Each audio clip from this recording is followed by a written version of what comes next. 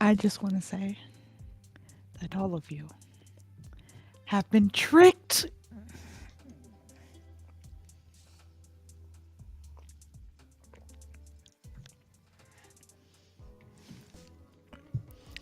Hello, I am in charge today. Welcome, welcome, welcome. All of the ladies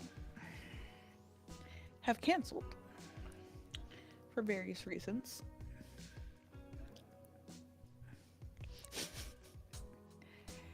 And because I didn't want to go 3 weeks in a row without doing this, I have access to everything. I am in charge. Hi, Aaron. So, might as well do this since it's just me. I am in charge. Starsen has given me complete control of her account.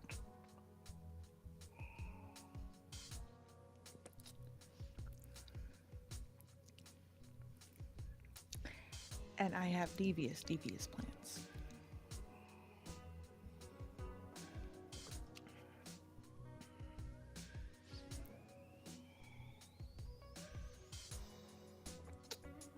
Starson wasn't feeling too good, and she is apparently in a little bit of pain.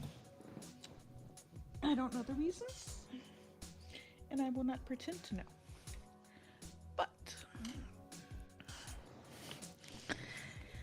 she has put me in charge of all of you.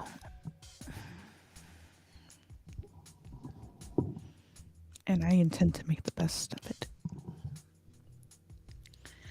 So, since it's just me, we will be doing a Q&A just to keep things simple.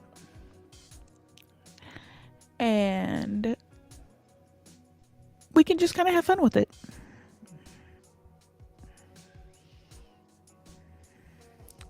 Does what work on what side, Rachel? But hello, hello, hello to everyone that is here while we go through.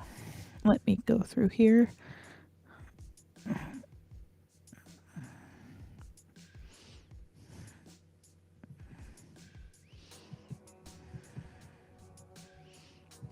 So, Arcosul, hello, hello. Rachel, hi, how are you? Good to see you always, always. Zamaria, hi. Long time no see. Aaron, of course, love having you here. Everybody else who is currently lurking and very, very confused and or concerned that I am front and center. Yes, I am streaming on Starsen's YouTube and her Twitch, along with the Mothered and Smothered YouTube and my Twitch.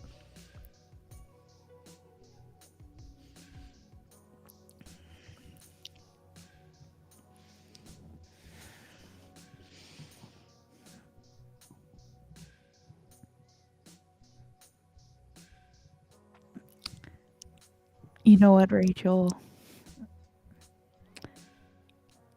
I have nothing to say. Nothing to say about that, actually. It's still a good book. And yes, a lot of smoot.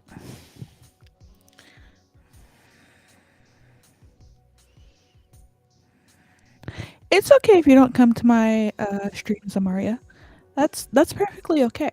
If you're busy, that's okay. I don't expect you to come to my streams. I don't require it. I love having you there, don't get me wrong, but if you are busy, then please focus on your school. But if you do ever want to drop in and have any like school related questions, I'm willing to help if I can. Rachel, my streams, I think I figured them out. Because Miss Aaron Locke was having similar issues with my streams. and I went in and adjusted some of the settings. So now it should hopefully not have any problems because last time I streamed after you left, we played around with it a bit and we got the buffer issue, I think, under control.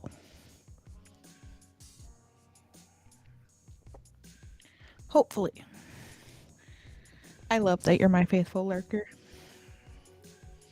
You're just sitting there watching me from the closet. Binoculars and everything.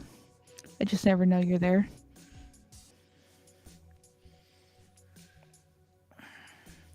My husband 3D printed me something as kind of a surprise to me because we have started painting together. Oh, it's from under the bed. That's fair. That's very fair. Where all the trash goblins live. So he 3D printed me. Yes, Moon. I am solo today. I have complete control. No, Esteban, I am in complete control today. Starsen nor Peachy will be here. I have you all trapped. You are under my control. I've got the power. But he printed me off a waifu, and I'm gonna show that because I have a feeling that Miss Rachel is going to like it.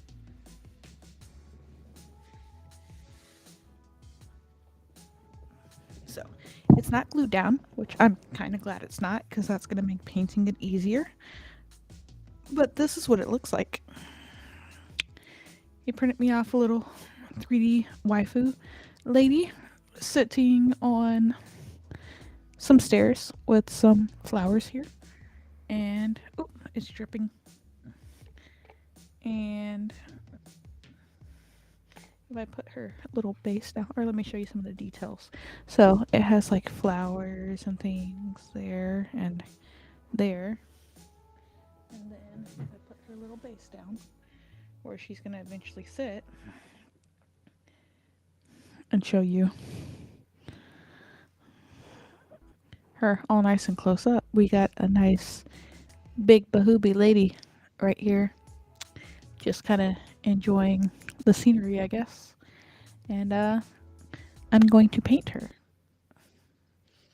And I will keep you updated. She's wearing very little clothing. Enough to be TOS, but very little clothing. And I will keep you updated on her progress. I might paint her on stream. Let people pick out the colors.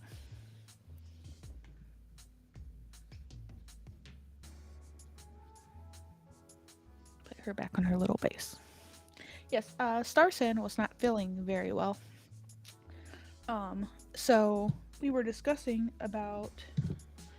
Oh, did I just knock out? Okay, there we go. We were discussing about still doing the stream because I didn't think it was fair to keep all of you waiting for the third week in a row. So I was just going to do it solo on my end. And instead, Starsen gave me complete control.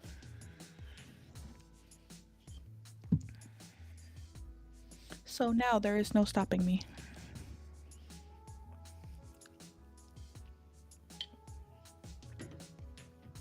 But now that we have people trickling in,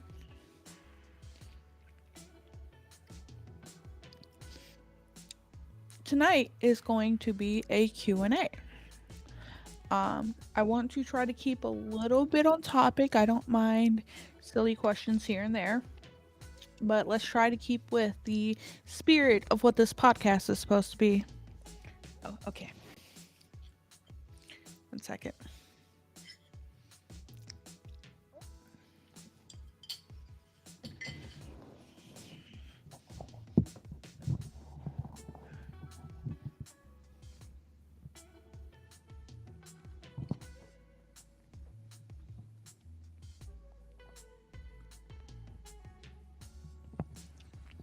Is that what you want? Was that what you wanted?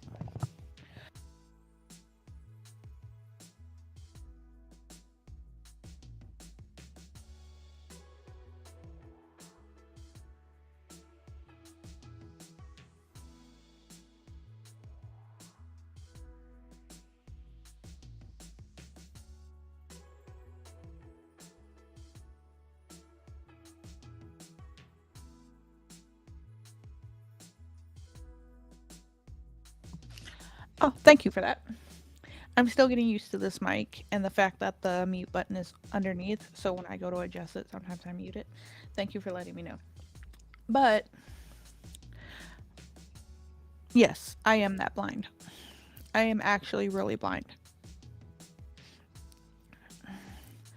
Um, but we're going to try to do a Q&A, and let's try to keep it within the spirit of the podcast. So think about what you want to ask, different things like that. Obviously, I can't answer for the other two, so no questions about Peachy or Star San unless you're going to leave like comments on the YouTube to ask next time, because you can always go to the YouTube and do that. I do check the comments there, but I'm going to be kind of an open book tonight for the next, say, 2 hours, however long. So if you want to do silly questions here and there in between, if things start getting a little emotional, it's possible that they can.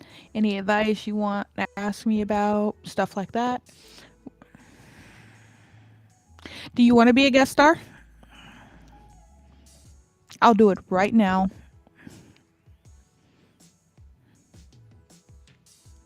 I will bring you on right this instant. But if you have any, okay, I got you. But if you have any questions for me, and they can be personal. We'll say that. If I don't feel like answering, I'll just let you know, and you guys can think of your questions and send them in while I get Miss Rachel.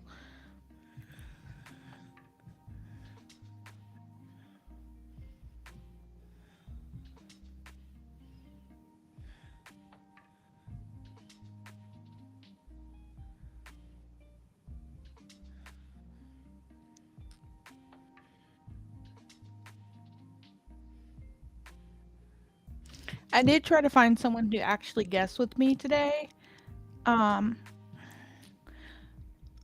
because it'd be make things go by faster to have somebody else, and I couldn't seem to get anyone to come on because I tried to get Chicky too.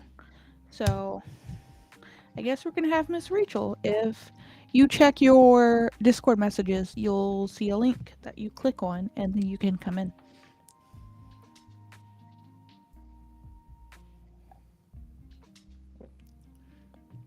So, does anyone have any questions for me?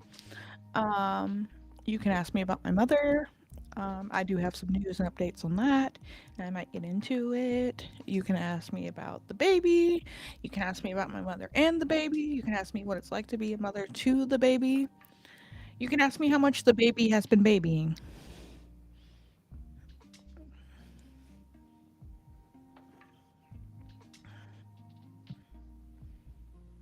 If anybody wants to see the baby, she is currently in her crib.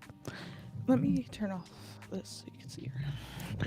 She is currently in her crib, sleeping away.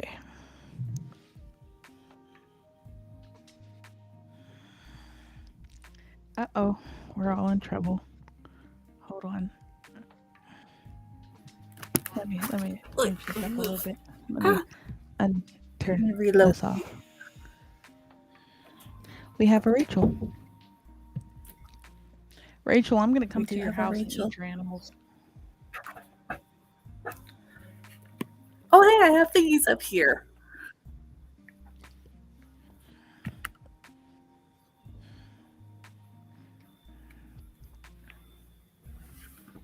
All right, what are we doing? Not much. Just waiting for people to. Okay, here we go. First question: how's the baby doing? The baby is doing okay. Last few days she's been a little bit of pain, a little bit fussier than usual, because on Friday she got her 6-month vaccinations. So her legs, that's where they do these shots, have been a little swollen. So I've had her a little bit on baby Tylenol, and she's getting teeth. But she's not as fussy as I thought she would be. So she's doing fine. She's getting fat. She's killing my knees and my back, but kind of have to deal with it. Hi, Rachel. Hi. I'm in full trash goblin mode. I mean, you know what? That's fine. I'm constantly in trash goblin mode. Yay! Trash goblins and crime. All right. So we have a Rachel.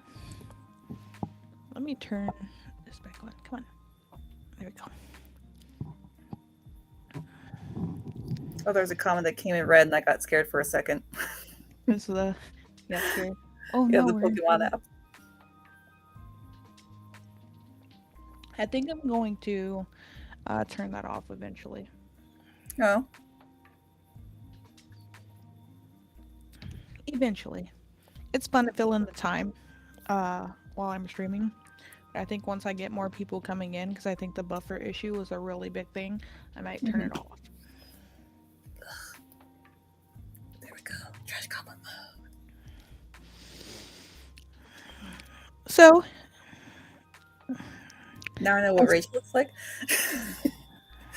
I'm sorry to this point. I really am. So, any other questions do we have? I'm an open book if you're curious about anything. I'm wondering, how are you changing your parental style from the way that you were raised? Or are you copying it verbatim? Definitely not copying it verbatim. I would never do that to my child as long as I shall live. Um, hot take, I am. I do I do agree with spanking your child. I don't agree with beating your child.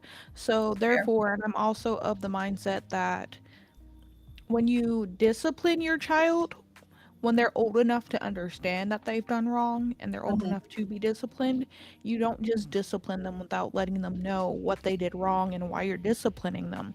Right. So, depending on the reason, I am not against spanking my child. I can't tell you how many times I got beat growing up, and sometimes I don't even know what for. Um, I was not really allowed to go out and do anything, and my mom's kind of crazy. So I don't plan on taking those freedoms away from my child. Um, learning life and experiencing things how you grow up. I don't plan on fully sheltering her. Like, there's a normal amount of sheltering, obviously, I'm gonna do, but I don't plan on fully sheltering her to the point where she just doesn't learn how to interact with people. Right. Because Like Rapunzel and Mother Gothel sort of thing. yes, yeah, because I did not have a lot of friends growing up because it was hard to make and keep friends due to my mother's behavior. So, there's just a lot there that she did that I would not do. I'm definitely not gonna call the cops to find out where my child is. If she tells me she's going to stay the night somewhere else, just because I don't want her to go, and she's old enough to do so. It's a mess. I don't think a 20-year-old, 19-year-old child has to ask their parents if they can go and spend the night somewhere. So, yes, there, I would say no, I'm not going to keep to the same style, but a few of the core principles, I would say that I would. To summarize it. No. But speaking of like doing that sort of thing of calling the cops on your kid, someone had posted recently in Discord on what was it? It was like 8 passengers or something. I had never heard about these people until someone brought that up. You know what's really funny is that our Erin Locke mods for me, and usually she sends me videos, and depending on what they are, I react to them at the beginning of my streams. And then give people the chance to send me other stuff to react to.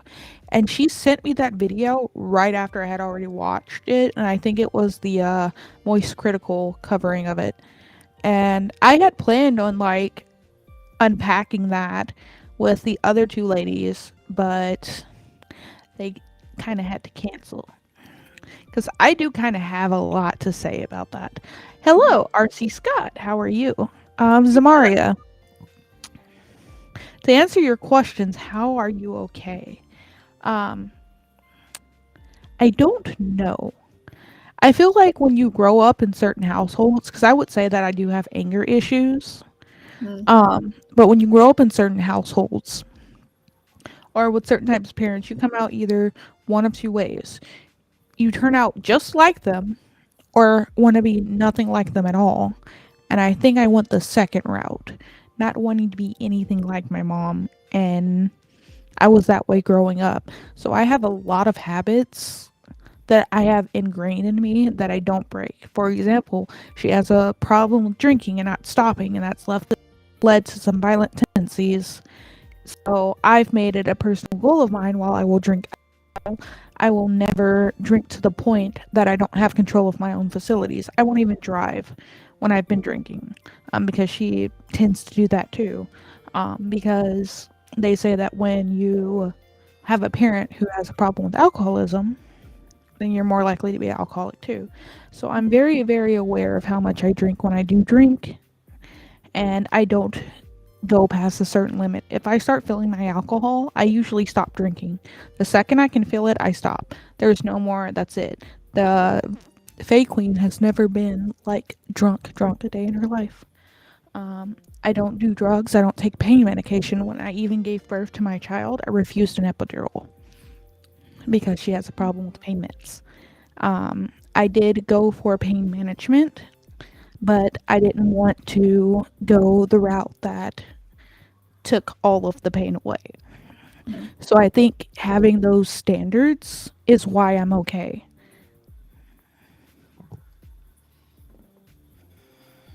As okay as I can be. We're all a little fucked up on the inside. Yep.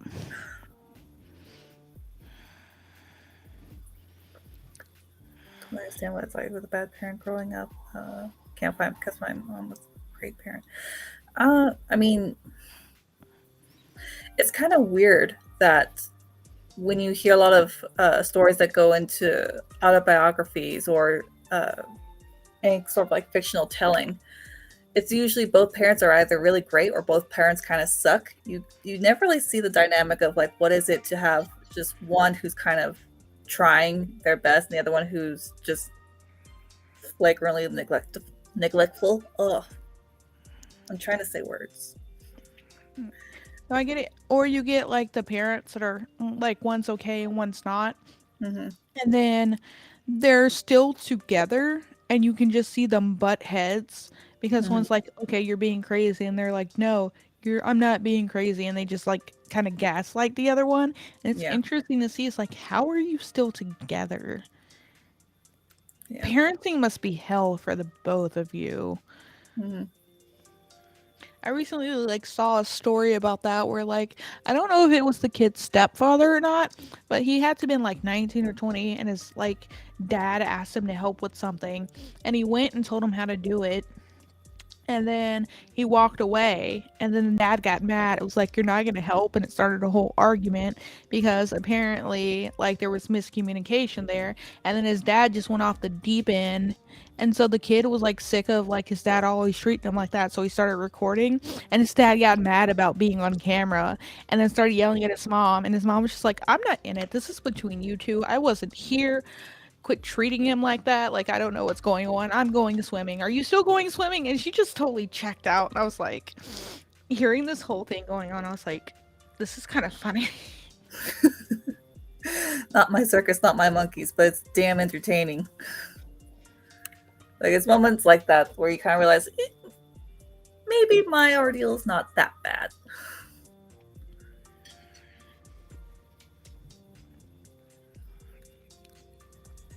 But so I kind of have like already a set way that I want to discipline my daughter when it comes to that point because spanking should be saved for specific moments too.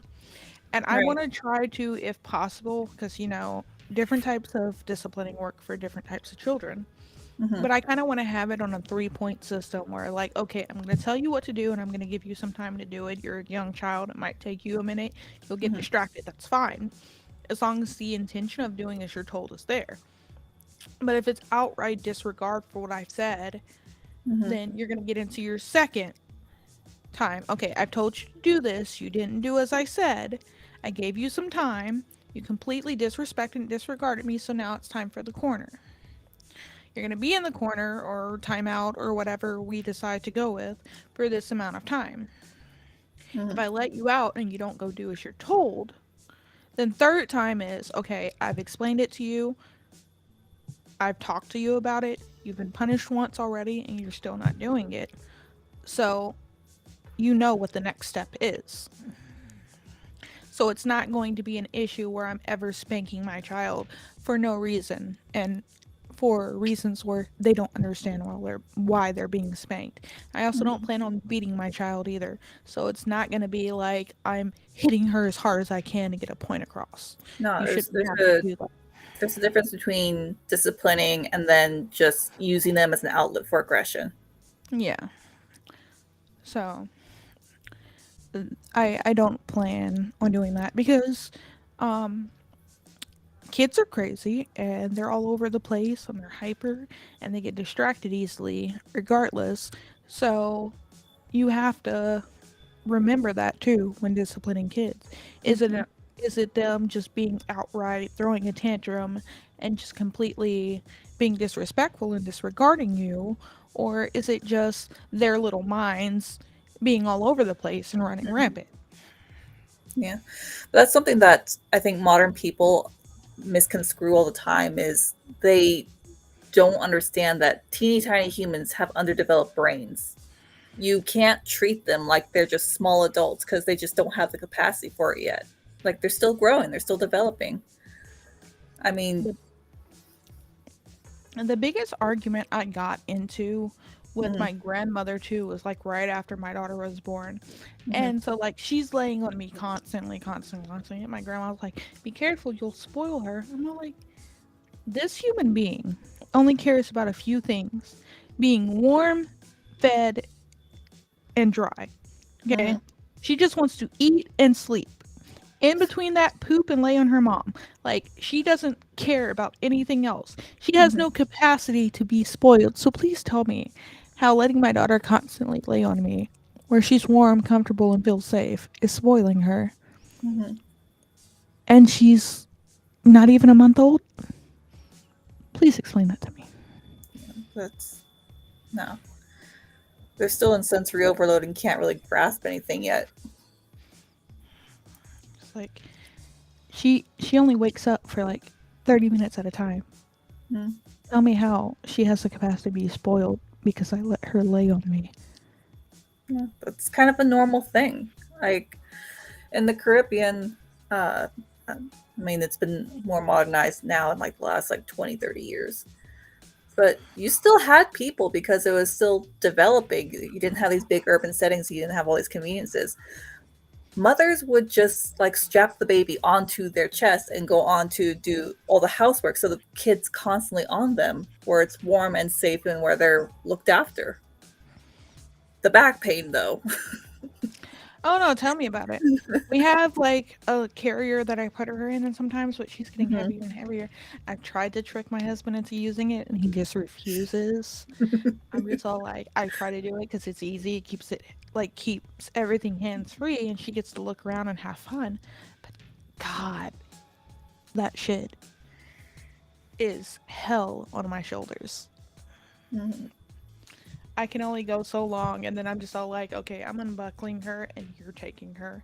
I can't do it. She's killing my back. Yeah. She is 14 pounds now and a Oh. chunk. It's not chonky, she's healthy. She's still a chunky. You can be chunky and healthy. She's a Yeah. baby. She's But fat and happy, and that's yeah, okay. chonky babies are healthy babies. I don't like skinny babies because I'm always afraid that they're going to be like sickly and there's like something's going to happen. She was skinny for the longest time, and we're finally getting some rolls on those arms and legs. Yeah. My mom was. always saying how I was a very skinny baby. Like she was saying that I was a long baby. So that's where all my weight came from, was just being very long. Yeah, she's kind of tall too. But She's like 2 feet tall now. yeah, but I apparently it was hard to put weight onto me too, and then I had a little sphincter problem that kept like burping up. So yeah, but I never cried. That was was a very quiet baby, a nice starter baby. Babies literally can't live without being spoiled. Yeah, Aaron brings up that point. Yeah. They have a whole bunch of needs, and their needs are pretty simple. Like they don't have the capacity to be spoiled. Mm-hmm. It's not like she's walking around the store like 1.5, 2 years old, grabbing toys and then crying when she doesn't have her way because you give her everything and now you're suddenly not. It's like, it's, Mm-hmm. no, you can't spoil a child of affection. I'm sorry, that's not how that works. No. I don't think you can spoil them. I think if you give them unwarranted, like they've done something very wrong, but they're still getting praise for it. But that's not really spoiling. It's just sort of, what's the word I'm looking for? Faye, help me. Um, that's enabling your Thank child's bad you. behaviors. There's a difference between enabling your child's bad behaviors Mm-hmm. and thinking they can be spoiled from your affection. Right. So, like, I'm not gonna sit there and tell my child, no, you can't hug me because it's gonna spoil you. That's stupid. Yeah.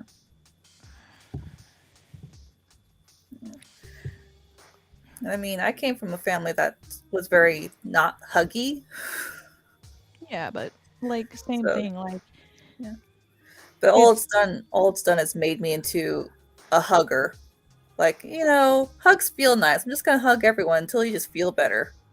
And like, not to brag, but like I have some of the best hugs. They're like premium hugs.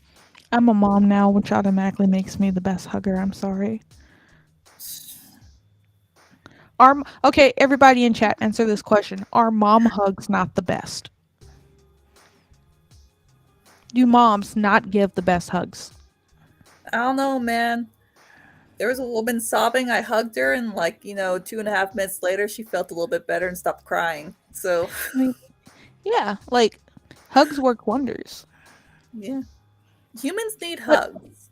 moms give the best hugs. I'm sorry. Moms Mr. give the Jack best said hugs. no. I know.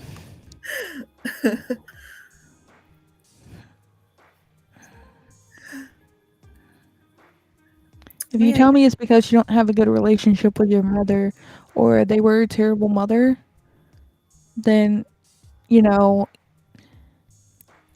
it takes nothing to give here's, birth to a child. It here's takes an actual mother to raise and love one, just to let you know. mine is wishes. She hugs. I know something bad's happening. Oh, it's a foreboding, ominous hug. No, Yes. we're talking about those hugs where you're like feeling sad. If your mom's that type of person, then maybe your grandmother or someone that you see as a mom figure. Hey, we're both wrong. We're both wrong. The best hugs come from grandpas. I would argue on that side. I would say grandparents because I don't. So I never really hugged my grandfather. I didn't see him much, but my grandmother has like amazing hugs. And see, on the opposite, where one of my grandmothers didn't really want to be a grandmother, so it was very distanced. And my other grandmother, she wants to be cuddly, but she's just so cold and clammy all the time. Let me see if I can find a picture of my grandma. Let me find one real Grandma definitely fast. had the best hugs. Esteban, that's actually really, really sweet.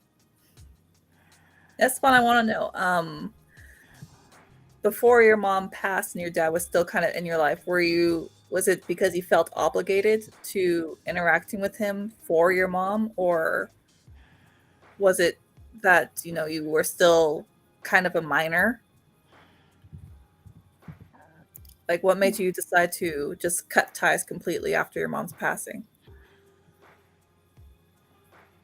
Okay, before I can remember that. Oh, Desert Jack, I'm sorry. I'm real sorry about that. Because I remember my mother's father was the best grandfather. He died when I was 9. But for this guy who was a professional boxer, I just found pictures on my grandmother's page of a whole bunch of photos of me and my mom. Who wants to see a baby photo of me? yeah, let's see Baby Faye. Let's see baby Faye. Let me, just so I don't like dox my grandmother, let me Oh, download the photo Mrs. Sasquatch, or her open husband. it in a new tab. Oh, oh, that's heart melting, Desert Jack. That's so heart melting. I don't know. To me, it's just like always the sweetest thing when you find a man who's just very in love with his wife and very in love with his family. It's just, it melts my heart. Makes me want to cry. Except I don't. My tears are precious. Let me find a really good photo. I'm trying to find a good photo of my grandmother. She like takes a lot of photos, and I'm trying to find like a good one of like when it's not just like her face up close. My grandmother has kind of mastered the selfie. I don't think anyone in my family has mastered selfie. No, no. My aunt has mastered the selfie.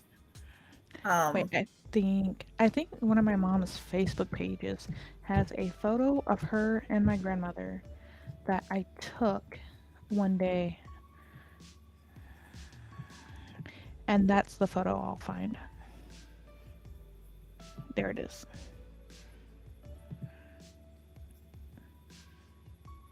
Oh, it's dark. Okay, that's not gonna work. Never mind.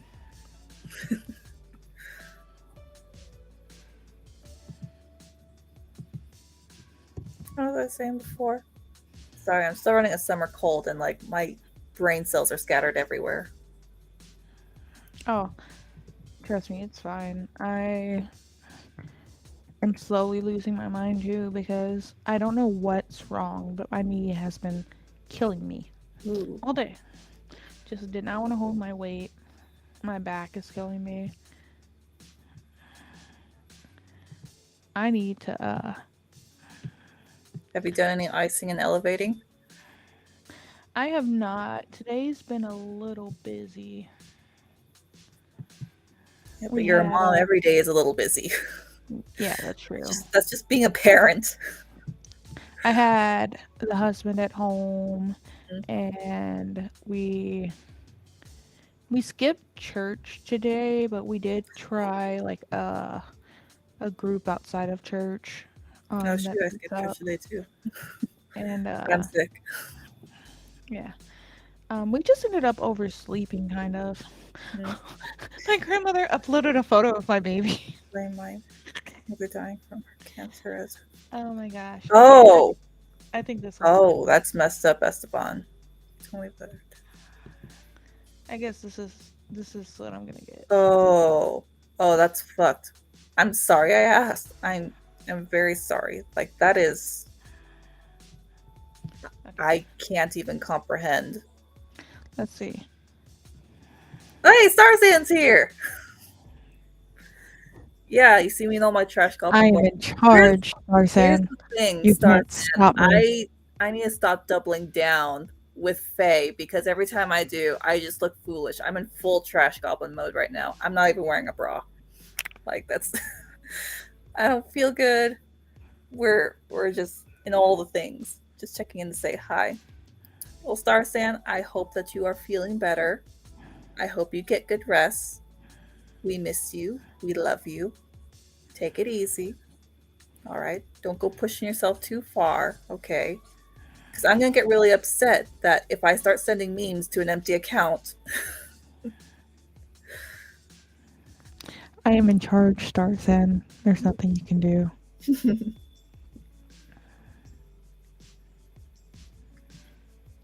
I have the power. I got the power. Of voodoo. Hoodoo? You do. Remind me of the babe. Me push myself never. Star Sand, you better not be pushing yourself. Don't do it. Don't do it. Mm-mm. Look, girl, if I can go on 3 hours of sleep all through lambing season, I will drive my ass over. I will hold you down and make you fall asleep. That sounded more sexual than I intended. Never mind. Never mind.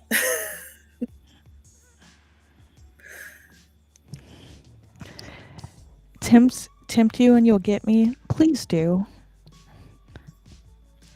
Please do. She's been I've tempted. I've I've literally told you where I live. Show up. I guarantee if you show up at my house, I'm going to open the door and all that's going to be waiting is a kitchen with food like half done and we're just going to cook. Rachel, I'm a married woman. And your husband is going to have to come collect you cuz I will not let you leave. I mean, you're taking the mafia route. I just take the Caribbean route where our whole plan is to feed you until you go into a food coma, and then you can't leave because then you wake up and you're a little bit peckish, and then you get fed more, and then another food coma. It's just this never-ending cycle. That sounds like the life. No, that's not all you're good for, Starsan. I But literally said that I would be the one cooking. that's not all you're good for. But there's this thing called terms of service that you can't. I'm trying not to get your accounts banned. I'm trying to be good, like you asked me to, because I am in charge. Look, I've got no control. I said something stupid the other day, and one of my mods, Cookie, what did he say? What did I say that was going on the quote board? Uh, right. I'm basically a goldfish dressed up as a trash goblin, pretending to be an adult human. Okay, hold on, guys. Give me 1 second. Are you gonna fall back asleep? Go back to sleep. Please don't start crying. Only sexual jokes. I'm not even. A lot of magic happens in the kitchen. Alright, Yeah. I will be right back. I mean, you take some flour, some eggs, some baking soda, smack it all together, slap it around, throw it in the oven, at high heat for a nice sauna. Think about what it did, bring it back out. It's bread. Okay. While she's gone, we can talk about her behind her back. And we can say all the things like she has mediocre taste in fantasy books, like subpar, not the best. And also, her baby is actually really freaking cute. Oh wait, here she comes. We can talk about her.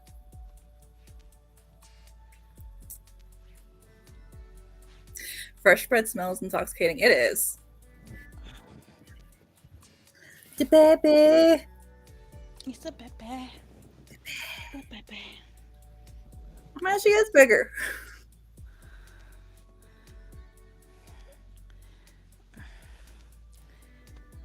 You fussy a little bit?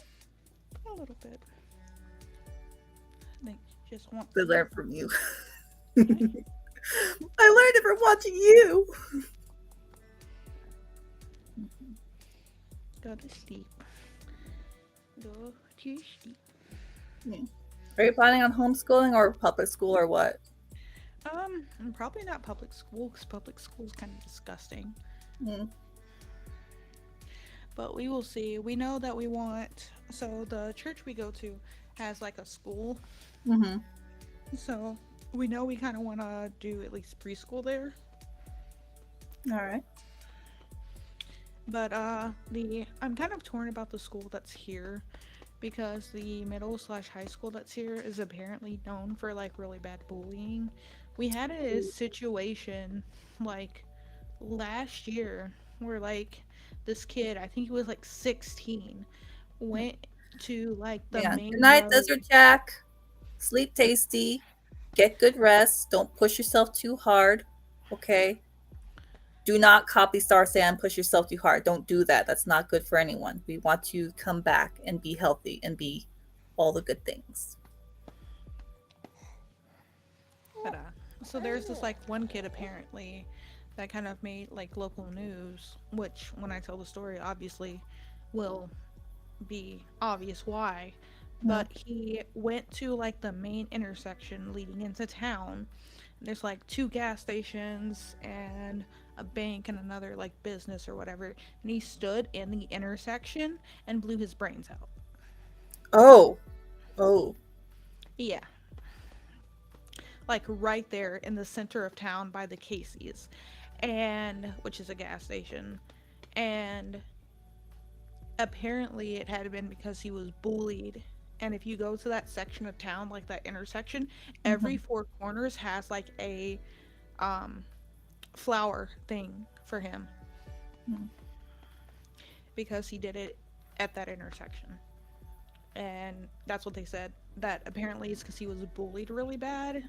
And that in the article I read, apparently another parent had like stated something about she pulled her child from that school because they have a bad issue with bullying. So I don't know how I feel about her eventually going to that school, but that's way down the line. Yeah.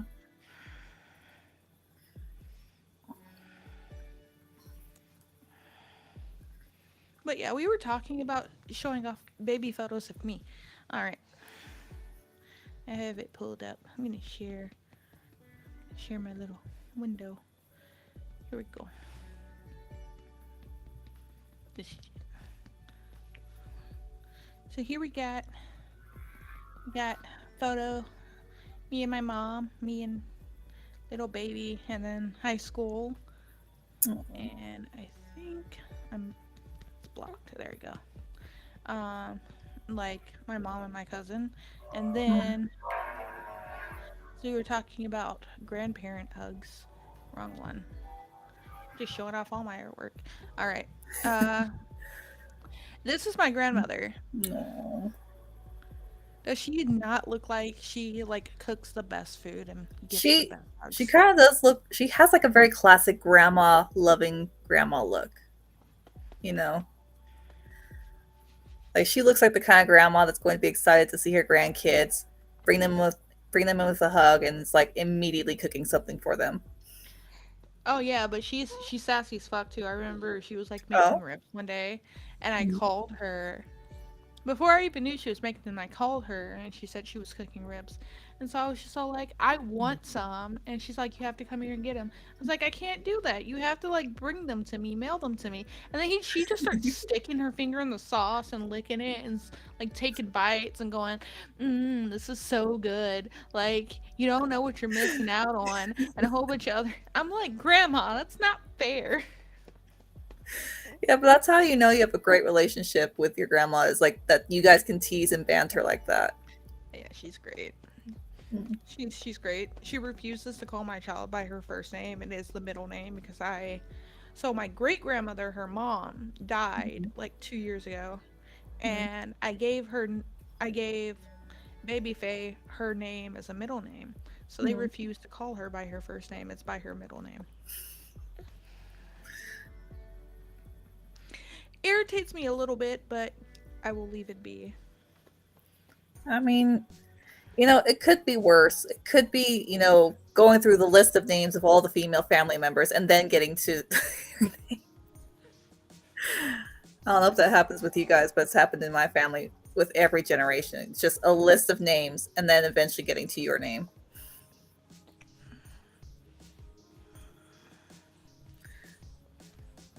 Yes, but my grandmother is definitely sassy. Very, very sassy. I can definitely see how she looks similar to Faye. The grandma or the baby?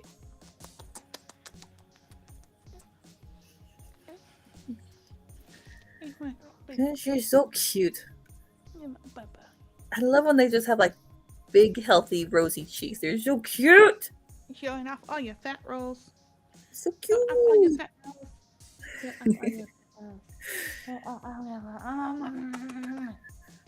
Okay. She has such a serious face. Like she's like just like taking in the world. She got her mommy's resting bitch face, that's for sure. I don't know. Wait, this is a great chance for chat. Do I have resting married face? Because so many people have just assumed that that I'm married. Do I present as like just someone with resting marriage face? Would you like to say something?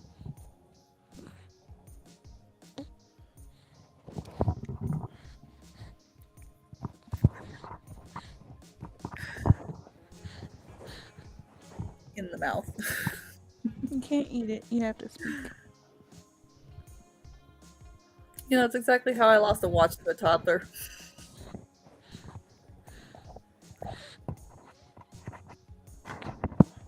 The grandma, I haven't really looked at baby's face. Okay.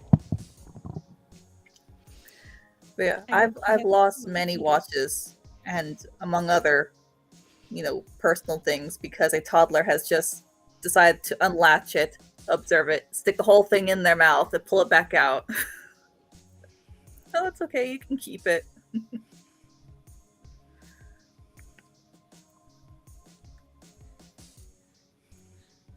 She teething?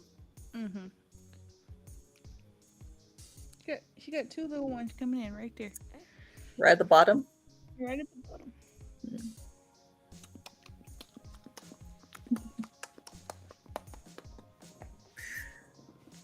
Yeah, my sister, her baby turned 2 this last November. Yeah. No, it was in December because it was like right before January. And my dad was upset because she scheduled a C-section and he wanted the baby to be born on his birthday. Oh, nice. He's like, and then you're going to call the baby Michael. It's a girl. You're going to call the baby Michael.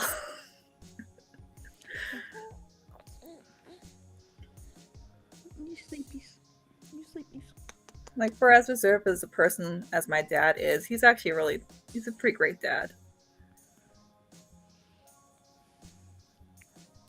The baby definitely looks like Faye. They say you look like me. I hope that's a compliment.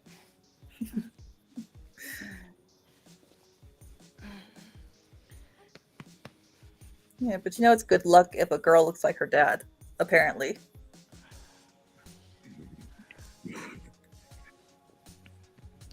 My grandmother says she looks like him, so. What's the matter?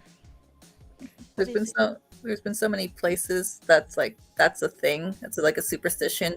Is it's good luck for a girl to look like her dad and for a boy to look like his mom, because it's supposed to be like something auspicious. Like I don't know. Do you want to look like your daddy? You already have his eyes. What? What? Hang on, I gotta toss a coin to my Witcher. Go back to sleep. There you go. Sleepy girl. Sleepy girl. Yeah. You're okay. Sleepy girl. Sleepy girl. Sleepy baby.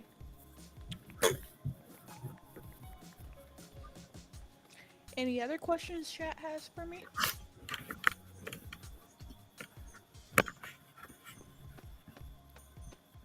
I have a question. Sure. When are you ever gonna stop calling my bluff when I double down on something? I mean, never. Look, It's gonna be a very long lesson I'm all for me. about calling bluffs. I embrace the chaos. But here's the thing: is I've gotten so used to people not calling me out because they're full of shit. I embrace the chaos. I live for it. One of my biggest things, I guess the most costly thing, was my brother for the longest time was saying how he's going to make himself a gamer desk. He kept talking about how he's going to build this desk for like all of his gaming equipment. He's just going to turn his room into a gamer room. Blah blah blah blah blah blah blah. I eventually got so fed up with him because he wanted to detour. I forget what we were doing, but like we were at Walmart for some reason, and he wanted to go look at office chairs. I was like, well, what do you want to look at office chairs for? And he was saying, well, so that when I build my desk, I know what kind of chair I want. I told him, you know what? Build your desk. I'll buy you the damn chairs. Because he had been talking about making this thing for over a year. And I was so tired of hearing about it. Like 3 months later, this fool gets some scrap plywood together and starts building a desk. And me, I've forgotten all about how I doubled down. Just completely. So he's built it, he's painted it and everything, and he gets me to help him move it into his room. And it doesn't dawn on me like, yeah, I said something stupid, now I'm going to have to pay the price until the following day when he reminds me. Did he get one of those expensive gaming gears? No, because like those weren't really like a thing quite yet, and they were like fucking thousands at the time. But no, I did get him like a couple of like really nice bar stool chairs, and it was like $170. And that was like way back then. That was in the good times. Is that all it takes? Okay. I'm gonna get a gaming PC. I'm eventually gonna get a gaming PC. Rachel, I want a gaming PC. I'm gonna build me a gaming PC. Rachel, I just wanted you to know that I'm gonna have a gaming PC. I've heard you loud and clear. I'm gonna save up $3,000 for a game.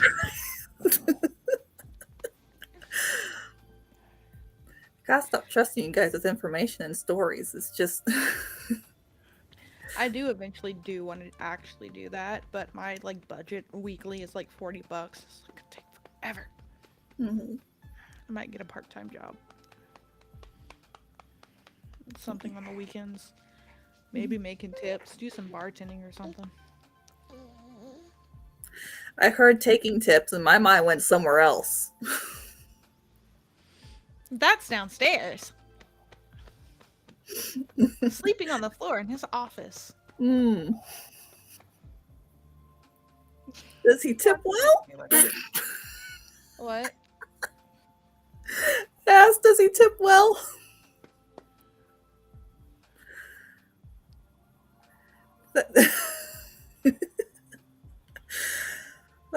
We are adults with adult humor.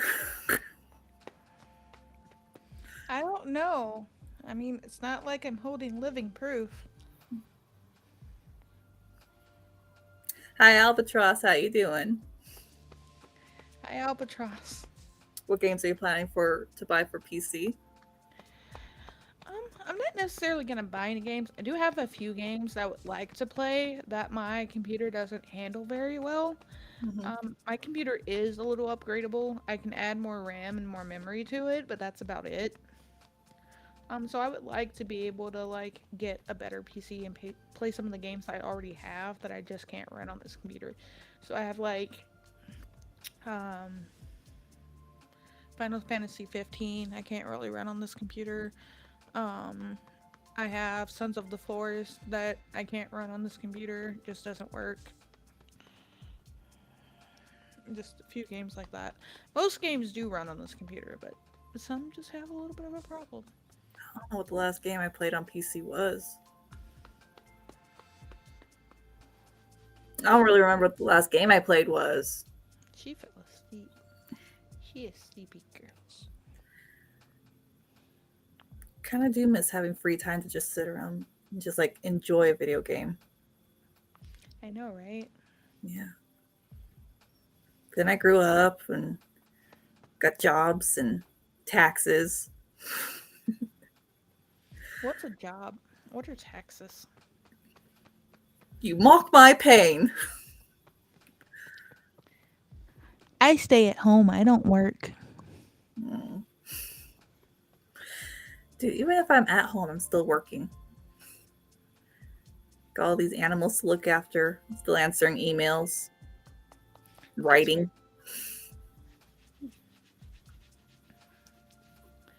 Anybody got any mothered or smothered related questions for us to answer? Don't be shy, step up. I know there's stuff rattling around in those brains out there. I think we're all anxiously waiting for Peachy to come back so we can get updates on her not being so smothered. Like, because she's such a nice person that it hurts my heart to see her being walked on and she doesn't realize it. Like, it genuinely hurts my heart. I think my thing with Peachy is that Peachy is fighting against her parents, because I said this earlier, she's fighting against her parents, but very passively. Like, she does stuff like passive aggressively, Mm-hmm. like the fact like they want to try to convince her to go back on their cell phone plan, and she's just like, no, I want this phone and I want my privacy, and just little Mm-hmm. things like that. Like, we've even told her with the car that she has, I think they helped her with, we Mm-hmm. told, and she said she couldn't afford another one. We literally told her, get your tax money and look on Facebook and find one that someone's just selling person to Yeah. person. And if there's a little bit wrong with it, then just you'll fully own it. You won't be beholden to your parents for any payments. They Mm-hmm. won't have any say because their credit or whatever is on the line. Right. Just give them the car back. Mm-hmm. And I think it gets particularly hard because, like, that's your parent. That's sort of like the person you go to for just like direction in life. That's like who you go to for guidance. Yeah, but the problem is, like, Yeah. I don't know if it's because they're so old fashioned. I Mm-hmm. don't know if it's because they're controlling. I don't know what it is about our parents, like, same with mine, but they're hindering her and not raising her to be. Because my job as a parent, if you do nothing else, my opinion as a parent is you raise a person to be a productive member of society, so they should be able to take care of themselves without you when you're gone. They should be able to contribute something, work a Right. job, finish school. That is your job, is to make sure that they can make it without you. Not saying Mm-hmm. that they're never going to need you again, but they have the skills needed to make it without you. Cook their own Mm-hmm. food, do their own chores, Yeah. have the personal skills to understand how to submit to authority in a job or to strive for the things that they want to do. Your job as a parent is to raise your children with those skills that they need to make it. Mm-hmm. And they're just not, they haven't done that. Yeah. They're so, I feel like they're so set on having her needing them or reliant on them that Mm-hmm. they're kind of hindering her. And I went through it and I don't like it. Yeah. Because, like, your parents, my opinion too, live your life the way that you want to live it. Once you get to that age that you can, you shouldn't live beholden to your parents either. Like, after you reach a certain age, it's not your job to please your parents. Your job is to live happy for yourself. Mm-hmm. Not be an asshole, but you don't have to please them with every little thing that you do, because No, to be 99.9%, self confident and to be self fulfilled. yeah, 99.9% of people are going to do something that their parents don't agree with. There's going to be some part of your life that your parents not going to agree with, whether Mm-hmm. it's when you're younger, older, what have you. You can't live beholden to your parents all the time. Mm-hmm. Like, sure, you can have some things that you're like, okay, I'm always going to listen to my mom and dad about this thing, but you can't live your entire life trying to please them. You're not going to end up happy that way. You're just going to end up being a mini version of what your parents want. I think we can extend that beyond parental pleasing, that you can't spend your life trying to be idealistic to any person or any group of people because you lose your self identity. That whole statement that I made too lost Mm-hmm. me a friend. I literally said that to someone and they just like removed me from Facebook and everything. It's pretty funny. I don't know, man. I've lost so many friends with just like the turmoil of just the state of the world, and it just doesn't bother me. I have two categories of people: either you are very close to me and I love you with all my heart, or I don't remember your name. That's kind of where we're at. The entire goal of being a parent is raising your child to become a responsible adult. Yeah. So this person I hadn't known since like middle school. Like we had known each other like 10, 12 years, had been friends for that long, like best of friends. And she was like talking to me one day about some kid she knew who I think was like 18 or 19 years old, and she was telling me that they were trans and that their father didn't like it. And I was just all like, they're an adult, so what? And she's like, she just aback and she says nothing. I'm like, what do you mean? It's like, they don't need to live trying to please their parents. If he's happy with what he's doing, he doesn't need to live his life trying to please his parents. Right. Like, so what if they're trans? If it's an issue of his dad being abusive because he's trans, there's a different story there. But he can't sit there and be butthurt because his parents don't like the fact that he's trans. He doesn't live his life for his parents, he lives his life for him, is what I told her. And apparently that was too much. What do you want me to say? Like, what do you want me to say? I think that goes out to how people are trying to put their entire identity into one kind of checkbox. And that's just everything that they are. So that when you say it doesn't matter, like you should be able to have other qualities and characteristics and be self-confident. You don't need outside affirmation. Then it's just the total meltdown happens. People can't even agree to disagree and stay friends anymore. It's getting hard. Like, not for me, because like you can go and fuck off wherever you want. But people have cut themselves from me because we disagree on something. I was like, that's how they basically choose to live their life. They're trans, they want to live trans. Fine.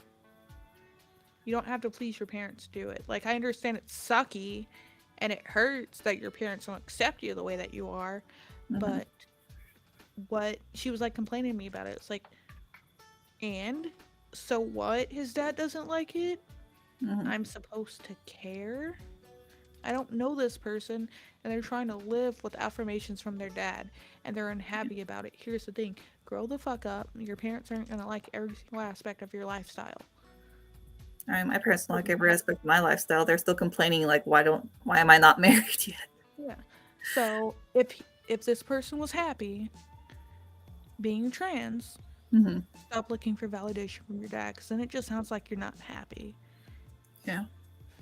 I think that's a big problem is when we do things with all these different kinds of prides in these history months, because like Latino History Month is coming up or some shit, and I fucking hate it.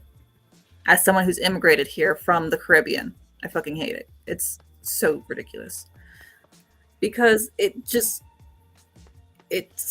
very heightened on this one aspect of identity, and that it puts people into a pick me mode, a look at me mode,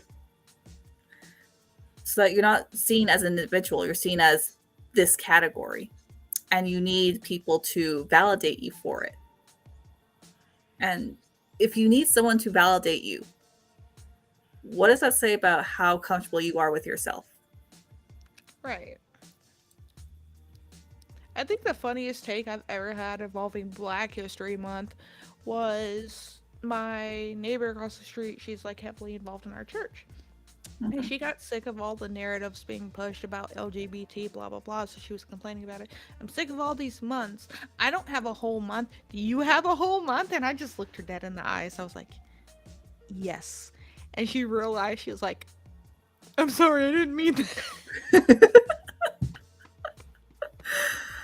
I wasn't even mad. I just love that. I was able to give her an answer she wasn't expecting. Do you have homework? Yes, I do.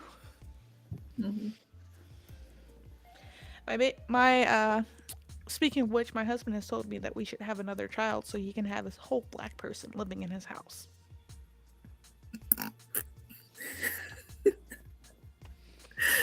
You guys are fucked up. You're fucked up. Uh,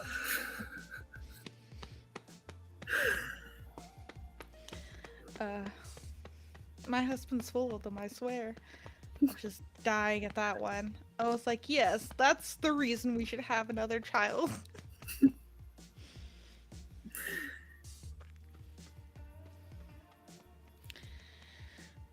Come on, bring on the questions, chat. Come on, you're being quiet. I know you can do better than this. they're disappointed that Peachy and Starsan aren't here. I know. Or maybe they're just sad because there's this strange trash goblin on camera. I mean, I don't look much better. My hair's a fucking mess. Nah, you look fine.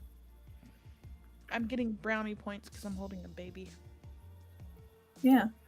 Hang on. No, wait, I put all the babies back to bed. I don't have any more babies in my room.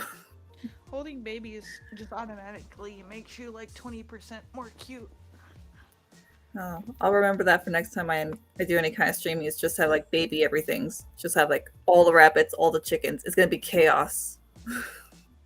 I'm gonna try to put her back in her crib real fast. Now that she's back asleep. Now the question is, will I get up without waking her? It's gonna be a hard no. I'm gonna call it right now. Good news, but Mom is curious about that if you don't mind.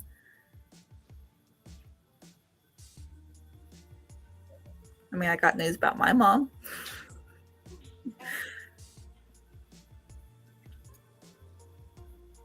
I don't know how many crazy stories. Hold on. I'm trying to think like a good story. One that's like not slightly incriminating. And it's not that I don't trust you guys, it's that outside of the US, context is very important for why actions were taken. It's very important, and I don't think, unless you are very well acquainted with the culture and the context, it's probably not going to make much sense. Nope, you can hear some Beba crying. You're going to have to come back. Faye, baby! No. I'm also kind of scared to tell you guys stories, because anytime I've told like a personal life story that I don't think is all that bad to my Twitch streams, I've accidentally traumatized my chat. Both my mother and dad wasn't warmed up to my gay sexuality when I first told them. They had to grow and to understand as time went on. And it didn't even matter to my dad because they don't talk to him anymore. Yeah. The Song of the Fake Queen, but I wouldn't mind hearing about your mom as well. I don't know. Mama Morley is. She's a Latin mother, and she's not a passive Latin mother either. She's not very dainty about it. She's very. Let me tell you this story. As a toddler, imagine a very small toddler, R.A. Morley. Just having a nice little toddler nap, strapped onto mom in the tropics of the Caribbean. There's a coup going on in Guatemala because that's just what you do in Guatemala when you're bored, apparently. Like, no, it's a natural thing. That's just what they do when they're bored. They just throw coups. Very few are successful. But she wanted a dilly sandwich because she was newly pregnant with my brother. So with a sleeping toddler strapped to her chest, goes through the coup zone, the war zone, across town, just walking, to go and get her deli sandwiches and come back. Like, that's how much not give a fuck Mama Morley is.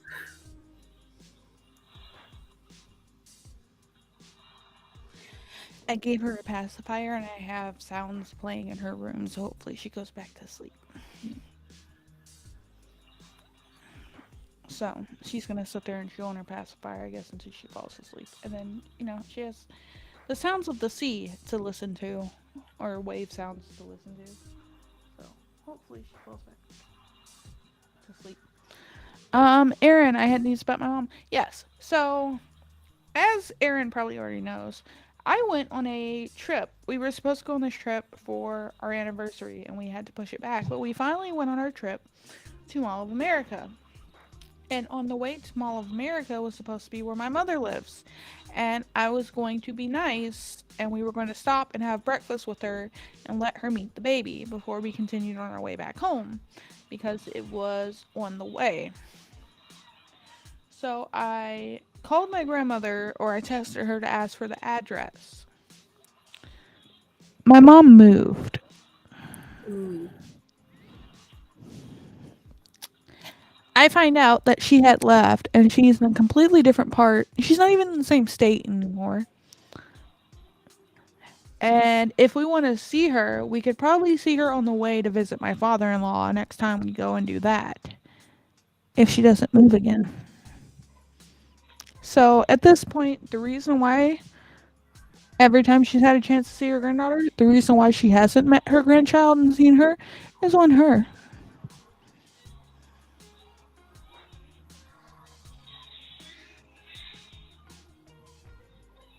My mom complained that my grandparents made me fat.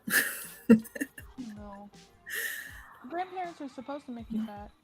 Yeah, but it was that because my mom was newly pregnant and they like just wanted to break from having to take care of the baby and then like being newly pregnant. She just like go off for like a 4-day weekend, and so they left me with my grandfather and grandmother from her parents. And being the first grandchild, uh, I was not put down on the floor at any time. I was just carried everywhere, constantly given snacks and sweets. So their stories, in the span of 4 days, I became very, very plump. Here's the thing about if you leave your child with someone that they're going to come home the way that they come home and there's nothing you can do about it.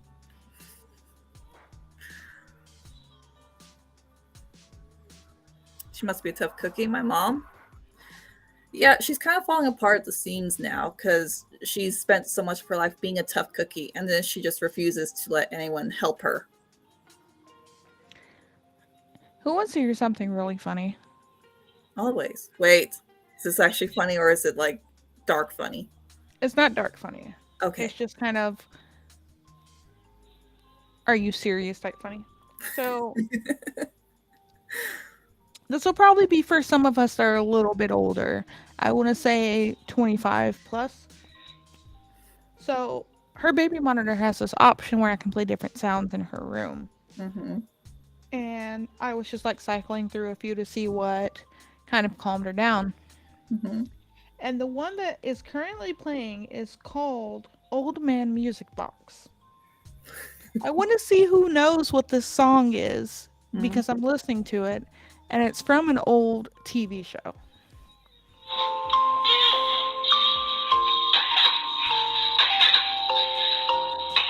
Oh no. Whoa. It's the old man music box.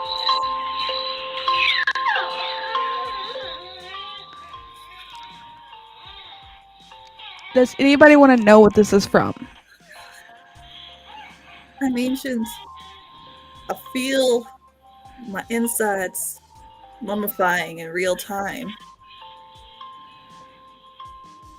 Who knows what that song is from? Who knows what old children's show that song is from? Dude, I wasn't even in this country. I know what that song is from.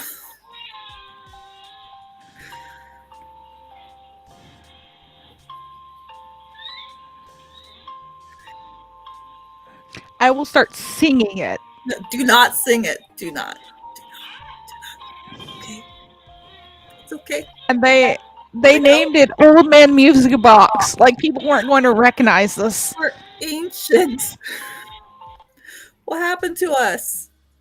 We used to be young and free and full of life, and now we're in the generation of old man music box.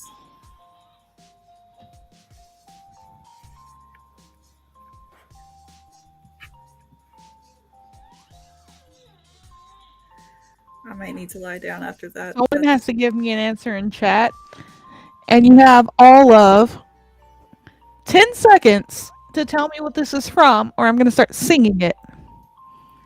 I do because I don't know where it's from, but I've heard it before. Oh no. 10, 9, 8, 7, 6, That's all my can't remember where it's from. You guys are 5, hurting me hard. 4, 3, 2, 1. Okay, I'm gonna let it loop back around. It's gonna hide here. Like Cousin It.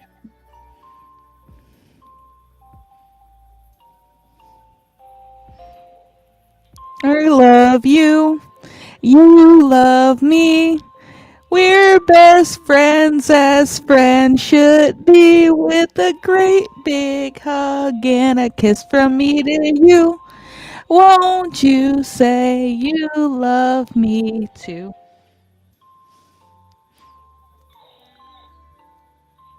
I think a part of my soul died.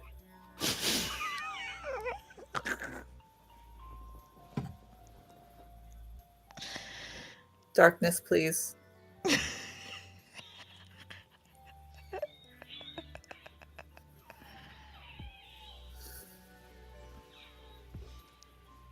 I remember when I had like a little Barney onesie, and I freaking loved that. It was like my first little pajamas in the States. Um, and I outgrew it immediately, but I refused to like not wear it to bed, so they just cut off the little footsies, so I could still have it as my jammies. I mean, makes sense. Yeah, my memory is fuzzy on it. You know, maybe that's what's wrong with the kids these days. They don't have Mr. Rogers. They don't have They Barney. need some Mr. Rogers like slapped upside their head is what they need. Yeah. Did you see the video that circled recently? I want to say like the last few months of Mr. Rogers when the whole trans thing started coming out. I have not People seen kept it. playing. It was a video of Mr. Rogers from way back when, and it was something along the lines of girls can only be mommies, boys can only be. And it played Oh, those everywhere. traditional values. But like, here's the craziest thing, Faye. You know that I am in California, like the capital state of all the crazy. Yes. What you do not know is that just on the other side of this fabulous mountain in which I reside is a place called Palm Springs. And Palm Springs, Ew. you know of it? It's in California. I mean, like, I know of Palm Springs, but it's in California, which already makes it dog water trash. Well, it is a place that is called the tranny capital. I did not give it this name. They have given it this name. It's sort of like the birthplace of like just trans being a thing that's just out in the public. Like anything that's against social norms for the traditional values is going to start there. And some of those ladies, a couple of gentlemen, they are very nice, very lovely. They don't know what the fuck is going on with this whole entire new movement of made up pronouns and shit. And they're actually like really, really upset with like, no, like there is a binary. And yes, I understand that, you know, I transitioned from this sex to this sex does not make me that. Like they're very level headed about it. And they're very, very upset with how you have people who are very radical hijacking this identity, and it's destroying everything that they've worked for to just be assimilated into society. And like it is heartbreaking because like, you know, I've worked with some of them for the nonprofits, and they're just very, very nice people, and it is hurtful to just see that, you know, they're very distraught about all this. Oh, she's gonna. I have to like be strong. I have to be strong. Just like let her like calm herself down and like pass out. Yeah, she has to learn how to self-soothe herself. I Mm-hmm. have to be strong. Like she does a little bit, but Mm-hmm. I don't think I let her cry enough to. And also tonight she didn't eat as much as she normally does because we were busy with our like little group thingy. That when we got home, we kind of just gave her a cereal bottle, which she really didn't eat. And she had like some food while we were there.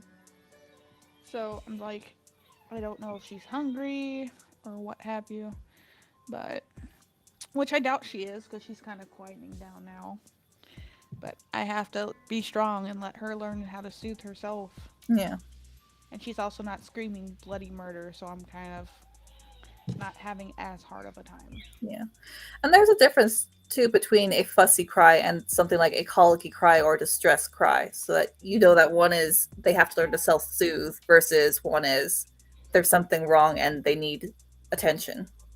I might close the door to her room because she can hear us. I know Mm. she can because I can hear her through the monitor. And since I have her monitor on, I might just close the door to her room and see if that gives her enough quiet to calm down. Because I Mm. usually leave it open so I can hear her. So that's what I might do. Yeah. But Did she's still you going on. did you co-sleep with her when you first brought her home? I mean, not initially. I tried not to, Mm-hmm. but I was like so tired. Like, and she had to eat like every 2 hours that we Mm-hmm. did.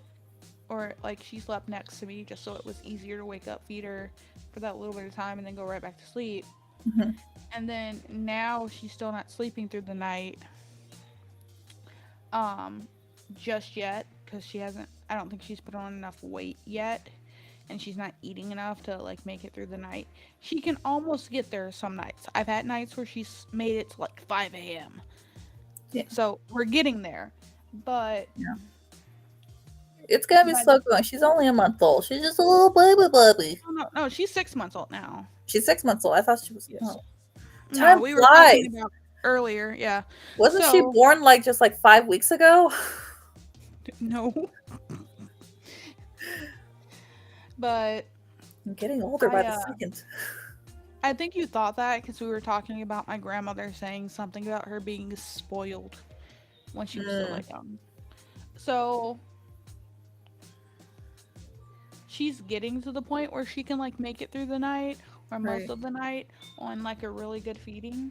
So I think she just needs to put on like maybe another 2 pounds or so. She needs to Mm-hmm. be able to eat a bit more. Mm-hmm. I feel like is what's going on. And then she could probably make it through the night because I've had nights where she'll make it through to like 5 a.m. But most nights she makes it to, I want to say, like 1 or 2. And then, like, by that time, I've gone to bed and I want to sleep. Mm-hmm. So I just know if she's hungry and she's woken up and she slept through the night, basically, she's hungry. I just bring her into bed with me because then Yeah. I can go to sleep and she can eat indiscriminately. And usually I'm fine unless little I'm gonna say it. I know it's my child, but I'm gonna say it. This little bitch decides to bite me because she has teeth now.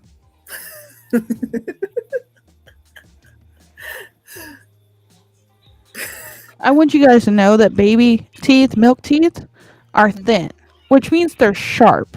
Mm-hmm. It's not fun to have two sharp teeth biting into the side of your nipple while you were sleeping. I woke up crying one time because I didn't know what was going on. I literally like startled awake and started crying, and my husband just like woke up, was like, "What's wrong?" She bit me. It's like Dracula. She's full on crying. Let me get her a bottle together, bring her back Mm-hmm. down, and try to feed her, and then put her back to bed and see if this works. Right. Because she did not eat like she normally does. So I'm Mm-hmm. gonna try to make her a bottle. So give me, you have fun with this, Morley. Give me like 5 minutes. It's my stream now. I have all the power.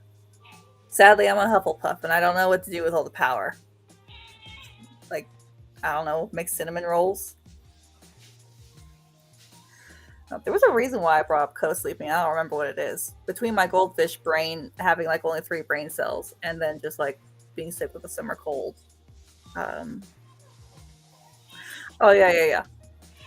Because I was on someone else's Twitch stream, and they were playing The Last of Us Part Two, and there's a scene in there. This isn't a spoiler. Where I'll be vague. You've got 2 characters, and there's like a little baby sleeping between them to like kind of keep warm in the bed. And she was saying how she would be so terrified to have a baby sleeping in the bed with her because she would be terrified of like rolling over onto the kid. Which, yes, I that is a fear. However, very recently, and strangely with me, I have zero qualms about rolling over on top of an adult person who just happens to be sharing the bed with me. Like, zero qualms. You are a grown person. I will just roll over on you. But somehow in my psyche, if it is a small critter, because it's happened that, there's a critter that's they're not feeling too well and like they need to like be warm and they're fussy, just like wrap up in towels and bring them to the bed with me. Or if there's a child that I need to like convince to take a nap, so you do that thing where you're pretending to take a nap so that they take a nap, but then you accidentally fall asleep pretending to take a nap so that they will take a nap.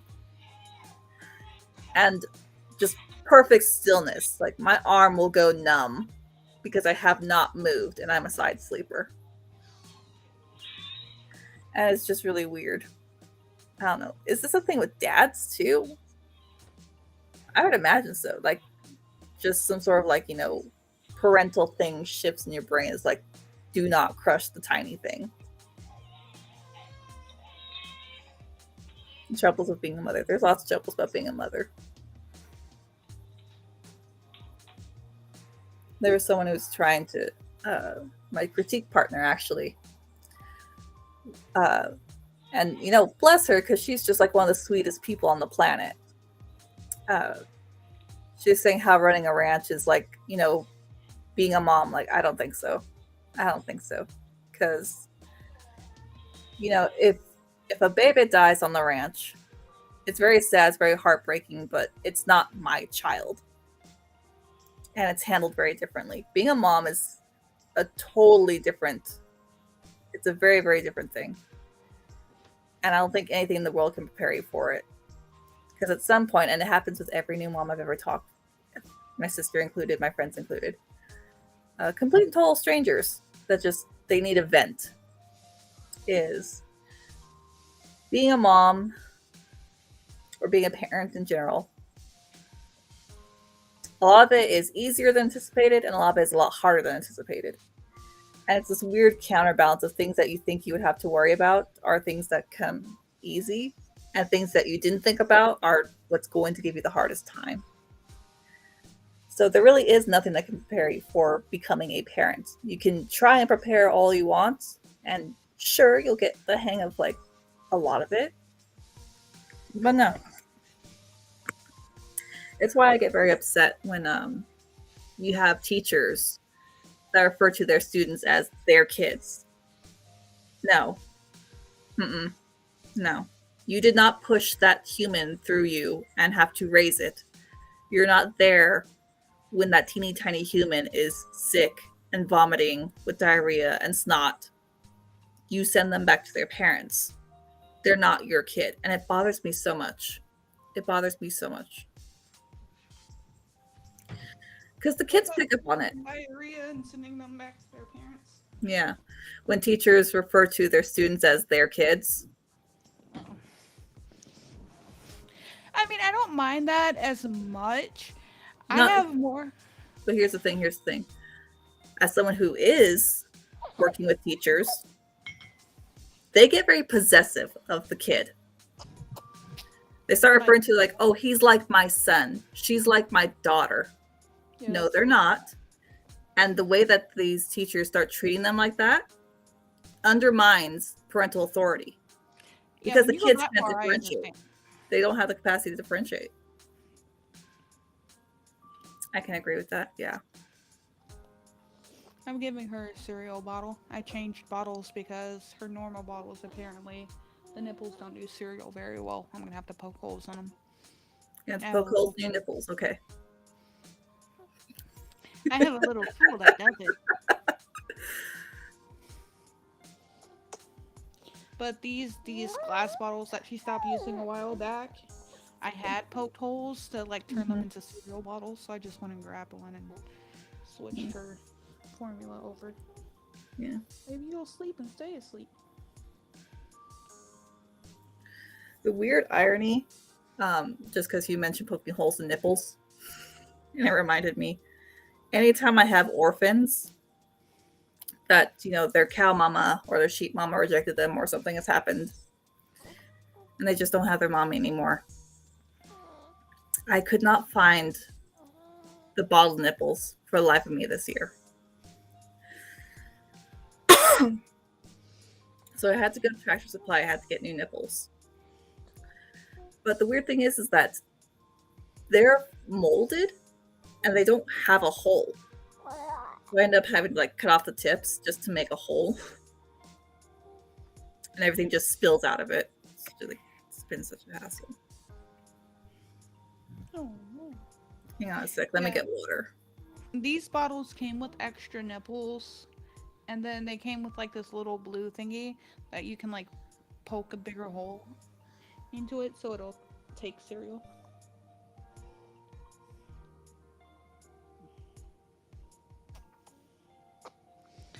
So how is everyone while I was gone? I have returned. What happened while I was busy doing that thing?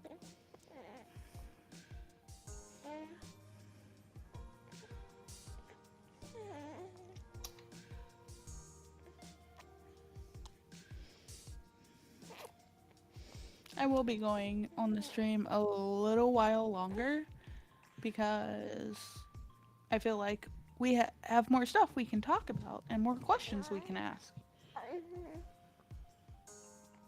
And also because I'm not going to be getting any sleep until she does, so I'm going to have her try to finish off the cereal bottle.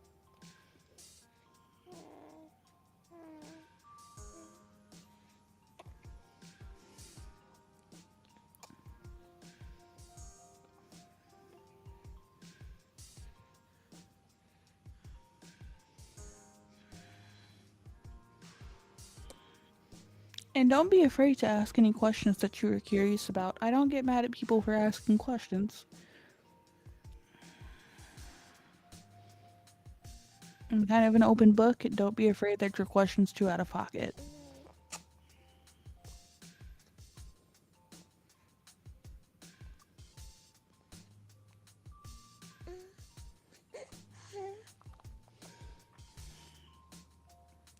Aaron, are you still here?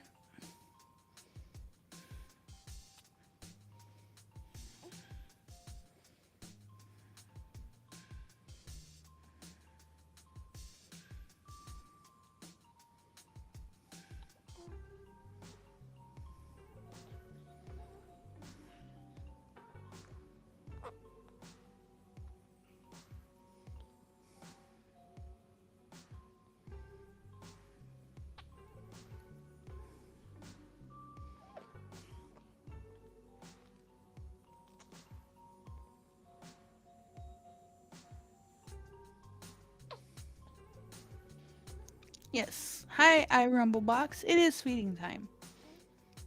Just for now. How are you? Do you have any questions? Right. I also forgot that I left Sparrow the chicken. Or Chicken the Sparrow outside. You want to come say hi? No? Come here. You live in my house rent free, little shit. You gotta say hi. 1 second. I gotta see where that follow was. I'm pulling up my OBS real fast. Say hello to your people. Tiny bird. Chicken cannot fly, so he just kind of lives with me. Just kind of hangs out and vibes. Okay, that was on my actual Twitch. Okay. Thank you for the follow there. Yeah. Mm-hmm. Oh yes, I know it was you that followed iRumbleBox. It's just I'm streaming. It's like She's streaming we're like 12 collab different streaming, places. so I'm seeing. Yeah, we're kind of like collab streaming, so I'm getting chat from Mm-hmm. various different What? places. So I didn't know it was mine that you had followed in, or if it had been Star Sands. I'll do my sugar. Banana. Hi, Banana. My baby is 6 months old. But who has any questions for You me? good? Or if you have any questions for Rachel? Don't tell him that he's got a big head as it is. But while we wait for questions to get in, nice, Banana. I have a question for Miss Erin Locke. Miss Erin Locke, since you're going to be the only one here that probably understands this, Soray or Miclio? Oh, you're fine. You have an 8-week old baby. What are you still doing awake? Go to bed. Is your baby awake right now?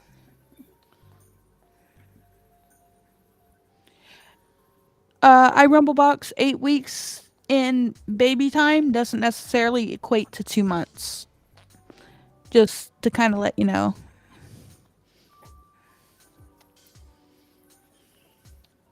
It, Oh, they're just having it. oh, Banana is your friend. Okay. Boy, what you? I didn't know you guys were friends. Yeah. Um, What you want? Okay. 2-year-old toddler. You have 2 under 2. Nice. It's messed up. Messed up. Is your baby still Yeah. What you? eating every 2 hours, or have you kind of extended how much they eat and how often they do? I have Because I still can't get this one to sleep through the night. no snacks. Mm-hmm. I have no snacks. I know I forgot you outside, and I'm sorry. Yes. But welcome to my stream. Welcome to. I tried that. I tried. But welcome to my Twitch. Welcome to my stream. Currently we are doing our Mother's Smothered podcast. We haven't really done any So- mothers more, but just been fucking around. I mean, we've been answering some questions though. We got some topics in briefly. We do this every Sunday at about this time, a little bit before this time. We've been going for about almost 2 hours now.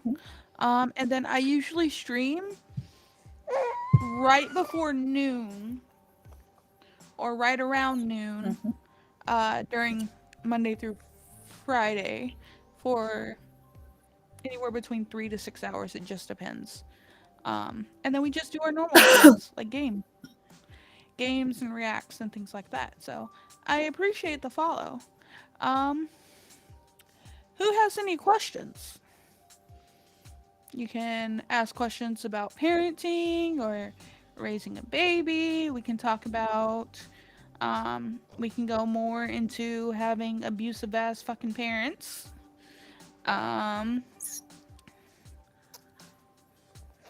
Or if you have any questions for Miss Rachel here. By the way, I mean it. I'm buying your book in a few weeks. I'm gonna read through that. You know, I keep using And the then I'm gonna ebook come at you. like for free on special occasions. Like it was free for July. Probably put it free again in like December. Okay.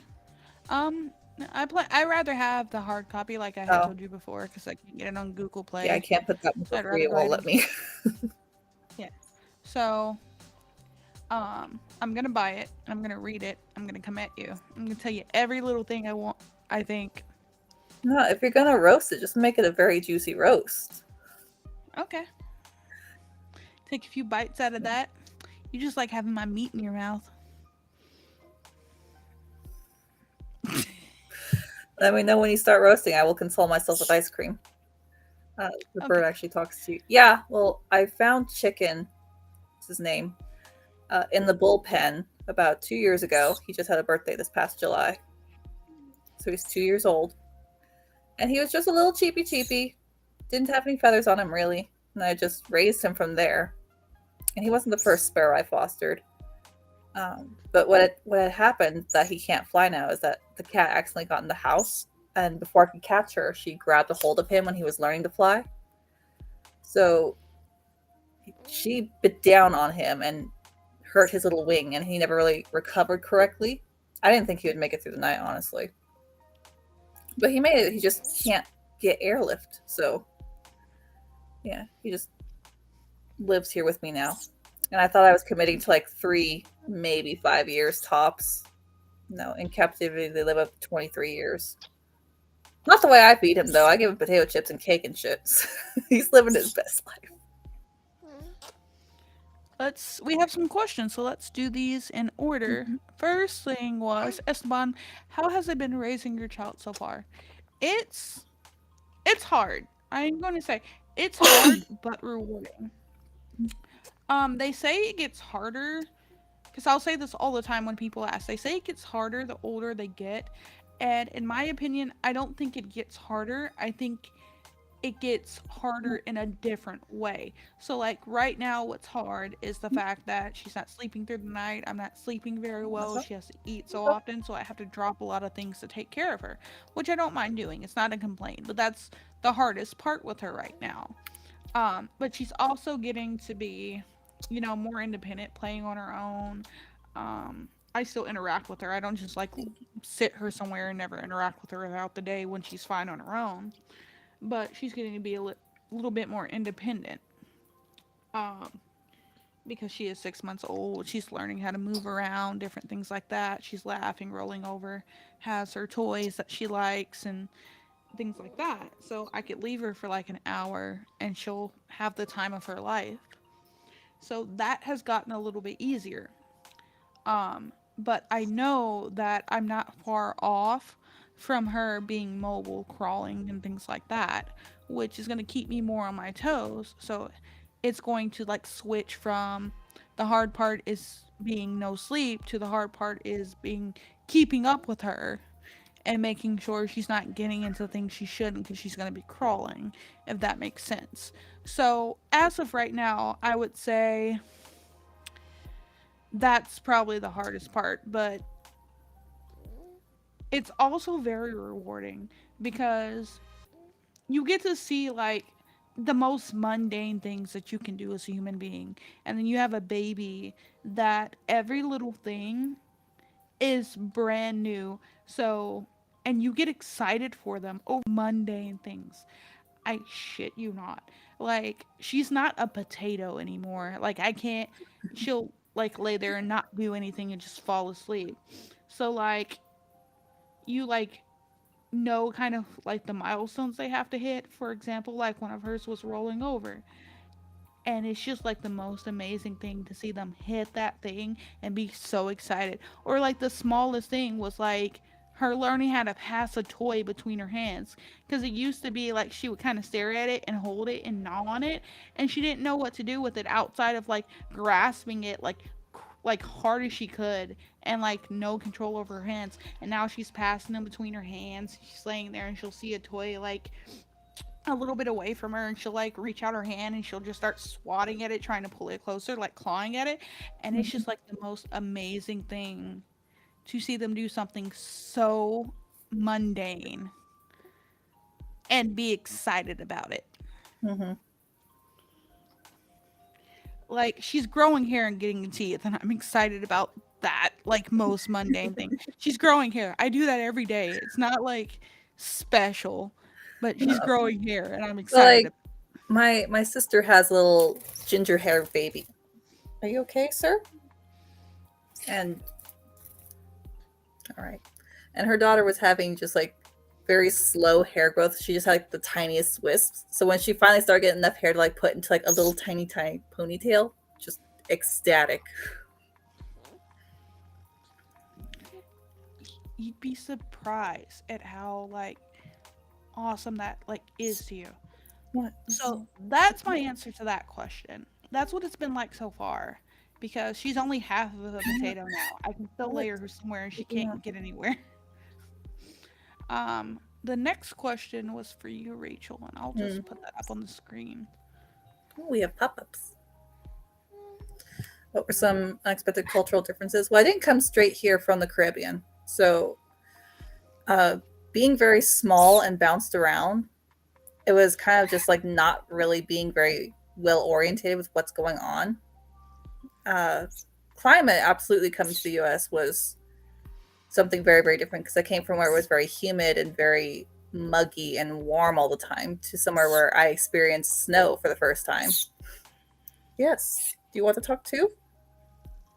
Okay, then. So it's experiencing things like snow and things like very dry heat that I had never experienced before. Um, but there was a difference in the attitude of kids too, that they were they had a lot more energy. I'm gonna try and put it nicely like that, where they weren't as well organized as they should be, and they were a little bit more rowdy. Uh, but it was nothing like it was so long ago that I don't really remember any big shifts about it. So, yes, hi, did you poop on me? Thank you very much. I don't know if that answers the question because it's just so long ago that anything that did stand out has just been, it's just become normal now. What do you want? Then we have the next one from Moon. He says, "Is love even real? I grew up with a single mom who dated a man who wasn't interested in a serious relationship. As I grew up, I didn't understand why she had stayed with him for so long. I don't think love is real." There's a difference. I'm going to tell you, love is real, and there's different types of it. So, you're focusing with this question more on the romantic side. Yes, romantic love is real. The situation, in my opinion, that you are describing is your mother was someone who just didn't want to be alone.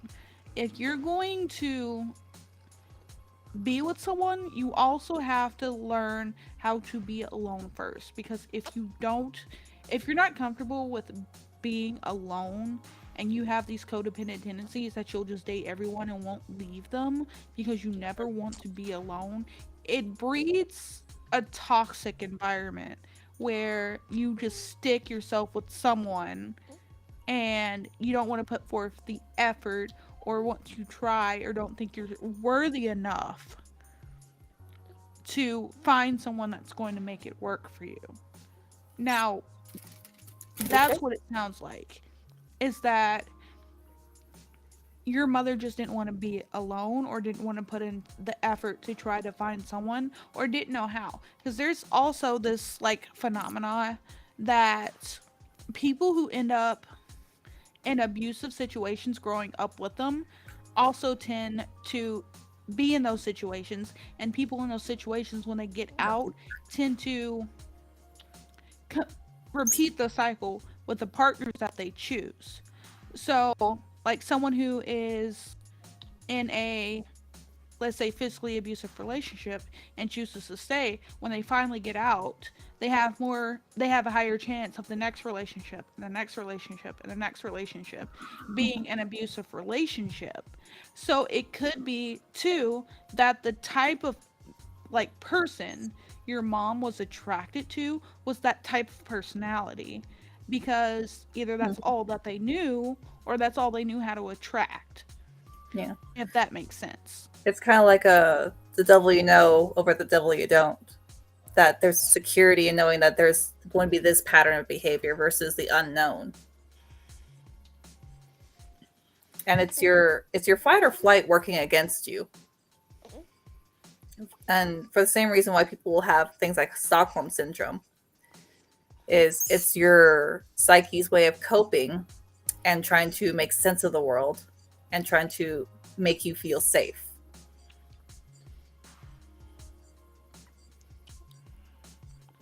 So I think it's just like it's a complicated topic, but it sounds like, just to make it as simple as possible, is that your mother didn't want to be alone, just to make it as like simple as possible. She didn't want to be alone, so she stayed. My mom was in like a similar situation. She knows a lot of people, and she'll get in and out of relationships multiple times with these same people. The last person I was aware that she was with romantically was this woman, and I'll leave her name out of it. But I got very violent with this woman because this woman got very violent with my mom. If my mom does something that she deserves the outcome for, I won't defend her. But I happened to go to my mom's apartment at one point, and she had a black eye and a busted lip, and her face was fucked up. And I come to find out is because this woman had like beat her up. And I don't know what the argument was about, but I was pissed. Like, I called the cops. I didn't want her there because I was on the lease. Even though I wasn't living there, like, actively, I was on the lease. I didn't want her there. And there was also a time I had pulled a knife on this woman to get her to, like, leave. So it was like that constant thing where my mom would constantly be with, like, the same 3 or 4 people over and over and over again. And she would just let things happen because she was comfortable or because she didn't want to be alone because my mom's very codependent. There was a lady that she was with for a short while when I think I was in middle school, possibly like late elementary or middle school, like early middle school. And this lady was very abusive to me for like no reason, would yell, scream, treat me like shit. My mom did not get rid of her for a while. And then when I was in like late middle school, high school, there was another lady that my mom was with who was similar. Like she was living with us, and my mom would decide she wanted to discipline me off her words or let this lady treat me any way she wanted just because whatever reason, like half the time. I woke up one time to my mom hitting me with a belt after a conversation with this lady, and I don't know why to this day. And she beat me so bad I ended up with a scar that didn't go away for years. So it's a comfort thing, and it can be a very abusive thing because my mom just doesn't know how to be alone. Yeah. But Moon, going back to you, it sounds like maybe there was a kind of love. It just wasn't very explicit. Because for two people to kind of be together and it's not abusive, it's sort of a nice cohabitation setting. I don't think you can do that without there being some kind of love. Even if it's not a romantic kind of love, if it's not this sort of how do I want to say it? Like it's not a spectacle of love. It could be very quiet kind of love. It could also be a very platonic kind of love. And again, love is a very, very complicated matter, and it's one of the things that that Anne and I want to do when we talk about our productivity with writing is going over different kinds of love and love languages and how it's used in fiction versus how it tends to work out in real life. Because we have this concept from media that you need to show someone you're in love, whether it's by saying it a lot or gift giving or acts of service, whatever it does. But often how we present how we love someone isn't the way that they like to receive love, and vice versa. Sometimes the way we give love is not the way we like to receive love. So it is a very, very complicated topic, and it might be that even though you don't grasp how that was love, hi, can I help you? That maybe there was an aspect of this relationship, of this dynamic that was there and could be called love. But again, I'm not privy to the full context of that relationship, so that's about as close as I can get to trying to answer your question from just what I've gleaned from what you've said. And I don't know if that helps, but maybe. Okay, Moon. I've read your other messages. I was a little further up in chat. So you keep using love as like a general term, right? So let's go off of using it generally. All right. So you don't think love exists as a concept, but you just told me that your mom did thing that they were hard for her and she did what she could to keep you housed, right? So, in that case, do you not believe that your mother loved you? Because if that was the case, she could have left you, like literally could have left you and decided not to take care of you anymore and didn't have to go through what you're describing if that's what she did to keep you housed is stay with a man who didn't want to commit to her to keep you housed. Does that not sound like a sort of love to you? Because she didn't have to do that. There were other options and she didn't have to keep you. I believe it was her responsibility, but she could have put you up for adoption or left you with someone else.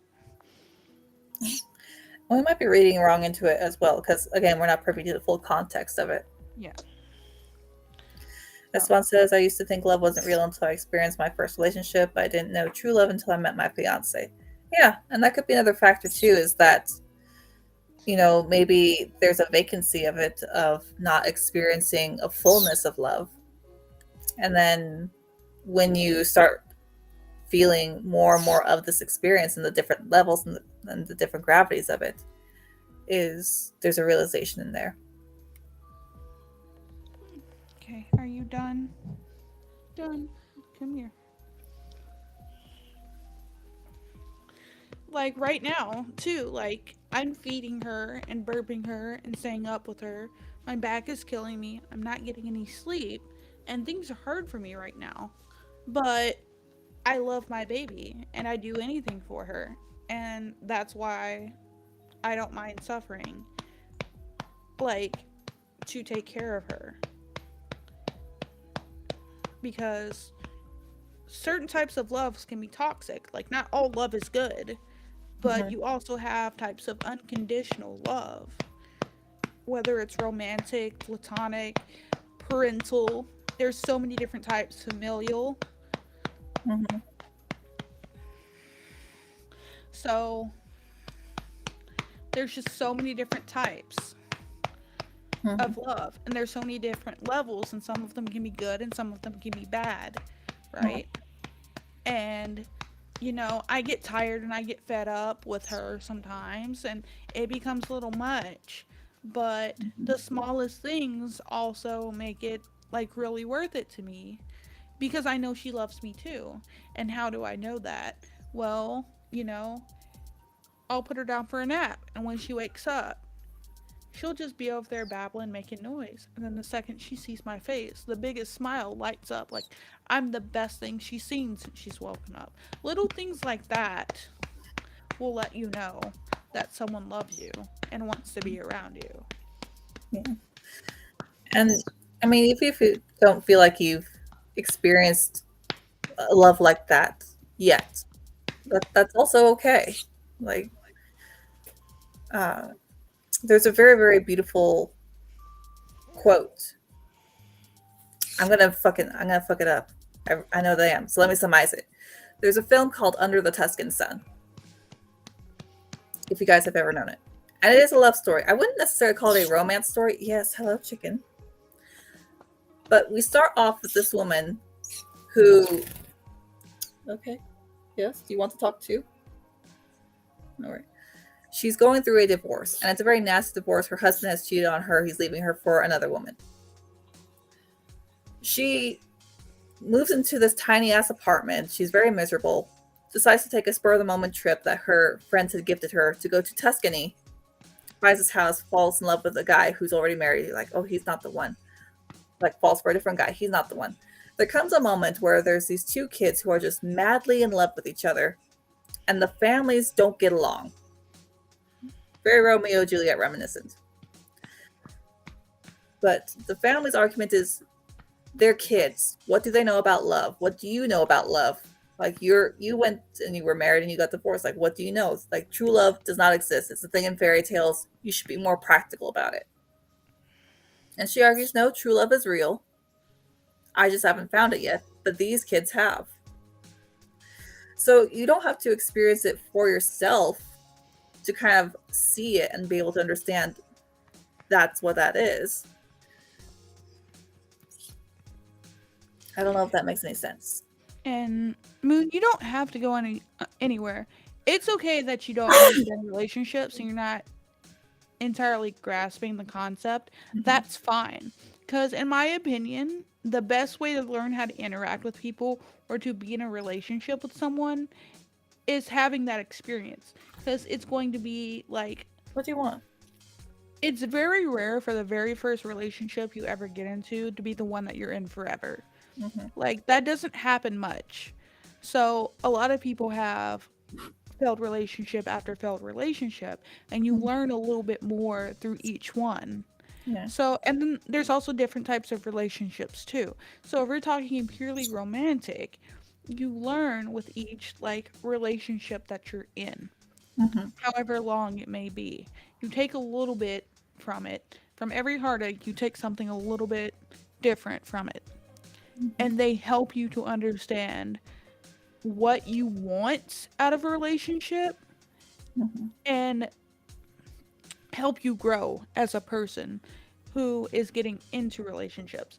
So, my goal always with relationships was the hope, because it wasn't a guarantee, that the end result would be me being married, right? And I've gone through probably like 5 or 6 different boyfriends Hmm. before finding my husband. Yeah. So, each one taught me something a little bit different. You get a little bit mature with each one, right? Hmm. So, I think my relationship before my husband, um, Hmm. just that relationship, what I learned from that and what I wanted out of like a more permanent relationship was someone who wasn't going to be driven away by my mother. Because a lot of what ended, a good portion of what ended my previous relationship was all the things that my mom was doing. So the housemates, just kind of her behavior and everything. And he told me this, which hurt me deeply. And then I got with my current husband now, and her behavior just never bothered him. He just kind of brushed it off.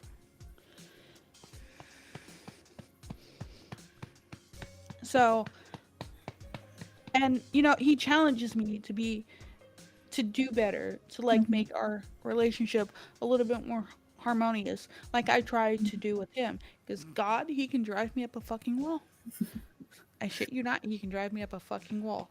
I Yeah. can't tell you how many times I've told this man not to leave his socks in the living room. Drives me up the fucking wall. I have OCD. Like, Hmm. don't leave your socks in the living room. I give this man, and he works, and I stay at home. I'm in charge of keeping the house clean, but I like him to do little things that'll take him 3 seconds that makes my job just significantly easier. I give this man options, right? I told him, stop leaving your socks in the living room, but he likes to go home and sit down after a long day and pull his socks off. That's fine. You see that stairwell leading downstairs? Right there, that's where I toss laundry. I just toss it down that staircase so I can do laundry because that's where the laundry room is, down those stairs. So if he wants to take off his socks while he's sitting on this couch, all he has to do is pick them up and toss them in the direction of that stairway. It's not hard to do. And I want to strangle him every time I see a sock sitting on my living room floor in front of the couch. Yeah. Um, I don't remember who said it. Might have been Jordan Peterson that I'm quoting, but I don't remember. It's someone Make your significant. fucking bed. But it's something that, a relationship is, I don't know what the hell I'm doing. You don't know what the hell you're doing, but hopefully together we can figure something out. And I think that's a great way to look at it too, is no one really knows what they're doing in life, but having someone who's going to help support you and who you can help support and to just the best of your ability. And that is love.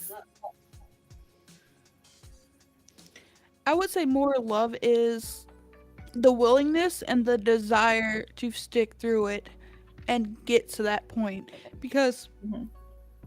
sometimes it's not hard and some people just give up. They just can't Yeah. do it anymore.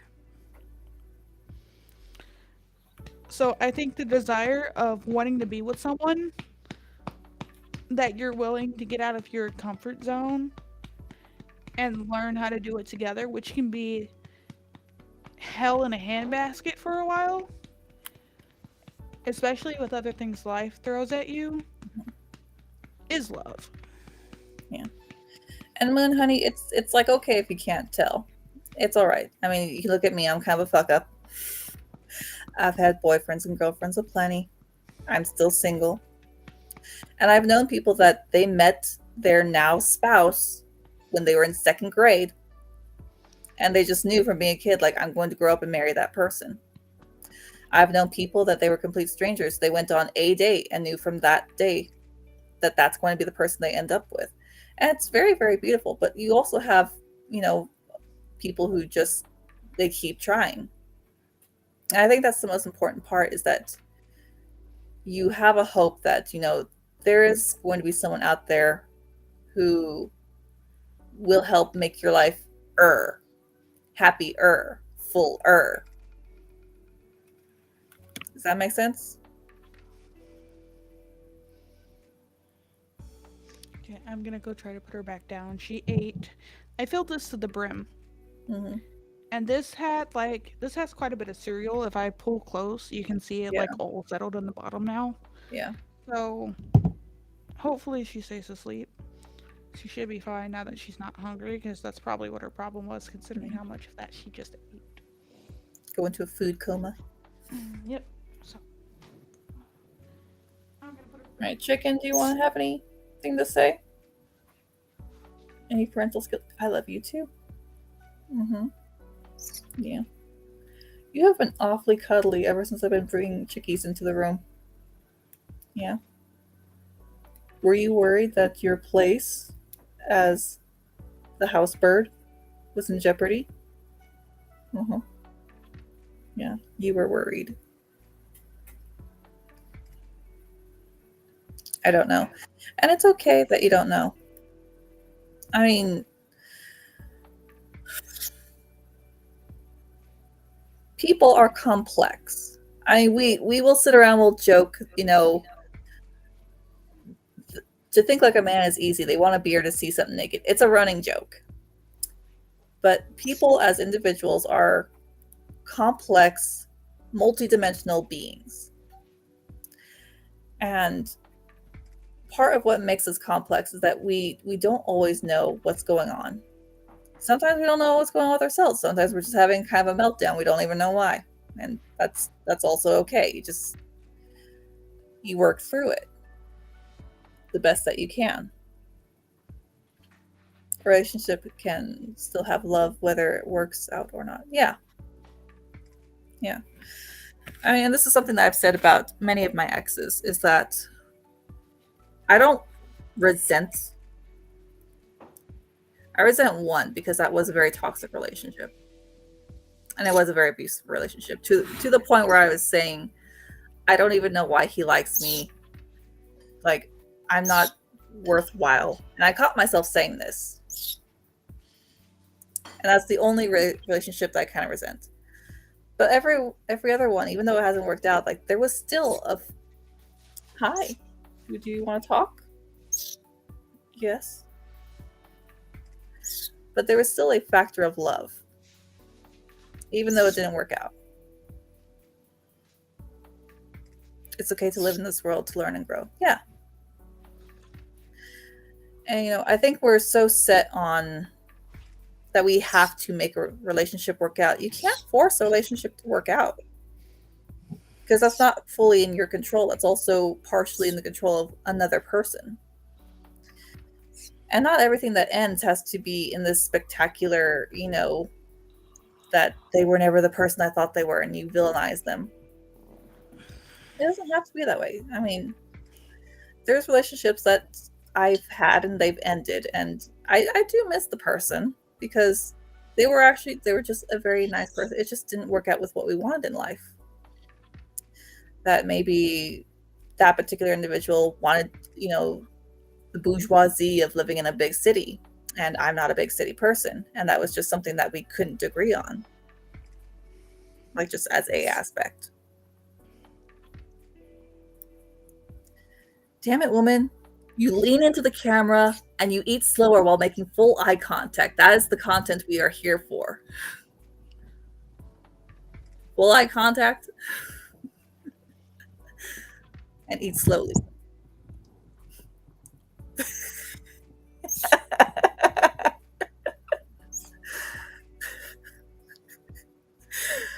Hmm. What? I love you too. Yeah. I am your bird mom.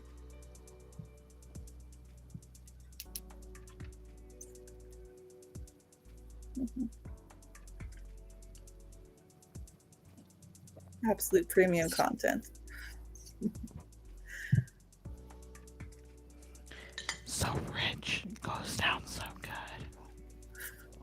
What are you eating? Brownies? That was a brownie, yes. Oh. Did I tell you that I got like 30 cakes donated to me? Where's mine? You're in like freaking Idaho or some shit. No, Idaho.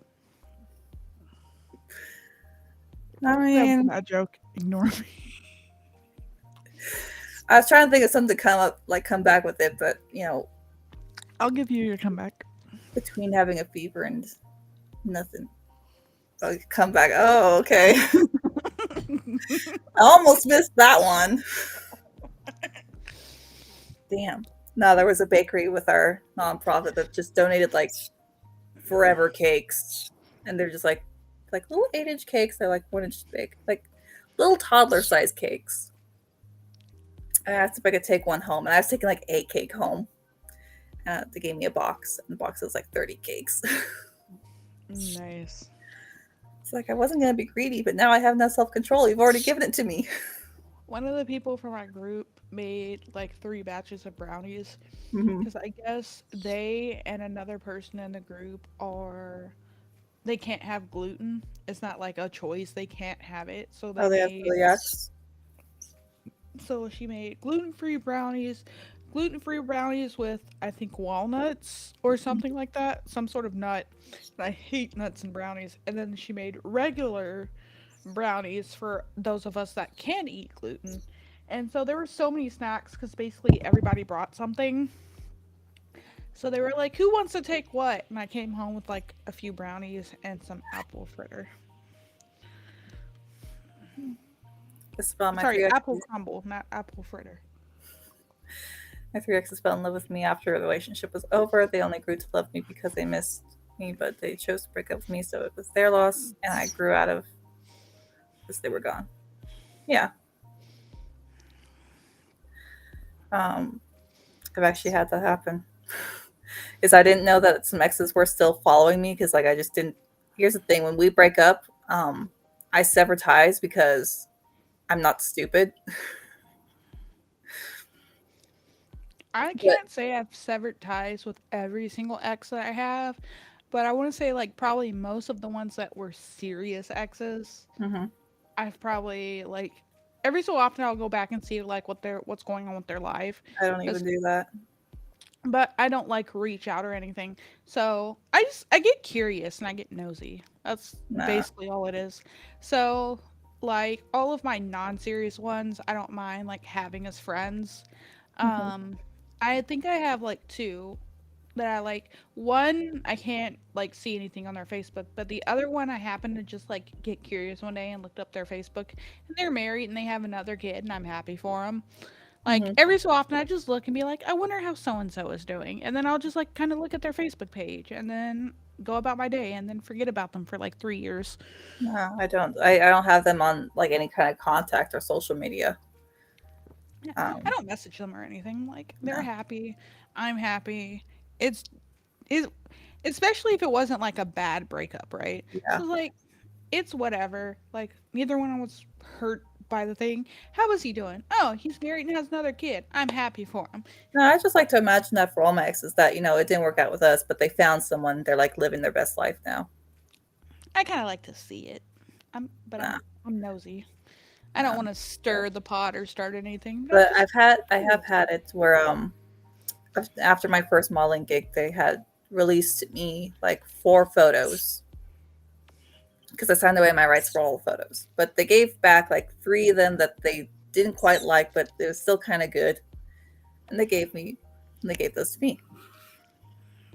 And then yeah, I had exes, and then like dudes who were mean to me all through high school. It's like, I've always loved you. No, you haven't, motherfucker. Dude, okay. So, one of my friends in the last high school that I attended, her Mhm. little brother knew someone I worked with and decides after seeing me again after I don't know how many years, because it had been years and his sister had died like 2 years previous. She was like Mhm. my first friend when I had moved where we were living. Mhm. I think she had a brain aneurysm is how she died, if I Oh. remember correctly. Mhm. And he sees me, I think, after like 2 or 3 years, Mhm. like since high school. And he's dating somebody else I went to high school with. I Mhm. shit you not, this motherfucker messages me on Facebook talking about he loves me and that his sister wanted us to get together when she was still alive. And I'm just like, how dare you? How dare you? For one, I'm friends with your girlfriend. I just saw her not 2 weeks ago because I bought a bra from her that she was selling because you guys ain't got no money. And you're going to use your dead sister It's messed as a up. way to gain sympathy from me because I'm totally going to be with you. Not to mention, I was with my boyfriend or husband at the time. He's still my boyfriend. But how dare you? Not to mention, you were a kid. Like, no, you're younger than me. Mhm. No, be gone. No, but Go it's enjoy. weird, isn't it? That like you're kind of like on the way to like just being in a good place, and someone sees it and they just like want to jump in on that. And it's always that same thing that I've always been secretly in love with you. No, you haven't. And then the person that I worked with, I told them was like, "Yo, tell him not to message me. You already know I'm in a relationship, so I don't know what's going on." It's like, well, and I was like, he's in a relationship too. Like I know his girlfriend. He's like, they're having problems. I don't care. They're not gonna have problems with me involved. Mhm. I don't care. That's their business.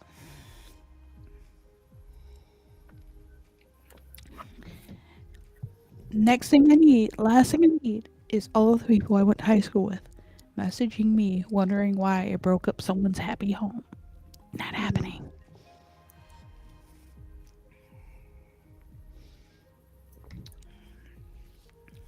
But it's the So same when you have friends that like they want to spill the tea on an ex, and you're like, I just don't care. Like, why are you bringing this up other than to just cause drama? I remember at one point my husband knows someone. I don't know how he knows her, but he knows someone I went to high school with. Mhm. And I was really surprised to find out this fact, but I was like, whatever. So we're all like hanging out, and I start talking shit about this guy that we went to high school with because he was known as like the school's fuck boy. But like if you look at pictures of him now, he looks like a middle aged dad. He's not even 30 yet. He's like my Ooh, age. And he just got fat and like looks like a middle-aged guy who isn't like happy with his job. Like that's the best way I can why describe is him. vicious? Oh my god.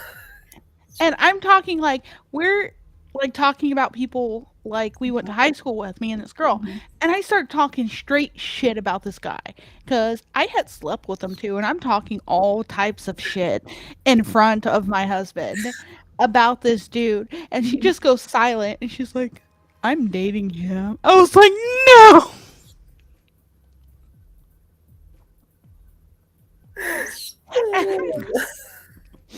I felt so bad. Hubris at its I was finest. I felt so bad. It's messed up. That's so messed up. And you see, I've had the opposite happen where some guy wants to start a rumor that he and I were having sex regularly. And I was like, you know what? The internet has prepared me for this moment. Yes, we are. He likes sour cream rubbed on his junk beforehand, and his nipples clamped. He also likes if I take a cod and it has to be fresh Atlantic cod. It can't be any other kind. And just slap him across the face while calling him Sally. Then he cries for 20 minutes. I have Like, a you want friend. to start some shit? I will win.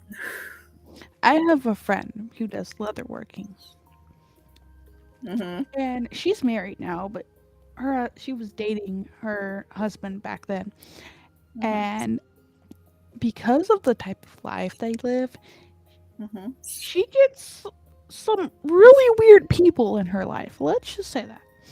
So this one dude was texting her. There's two different stories here. This one dude was texting her, knew she like kept a whole bunch of animals and did leatherworking. She hadn't heard from this dude in a long while, but apparently he was running through town, like driving through town on his way to somewhere, and he texted her. Mm-hmm. I guess trying to hook up, Mm-hmm. and had the nerve to send her the dumbest fucking text message ever, What's asking if she wanted. He asked if she wanted to meet up because he was still the top reptile. She had no clue what that meant. And this is not like coming from her mouth. I've seen these messages. We were both very confused.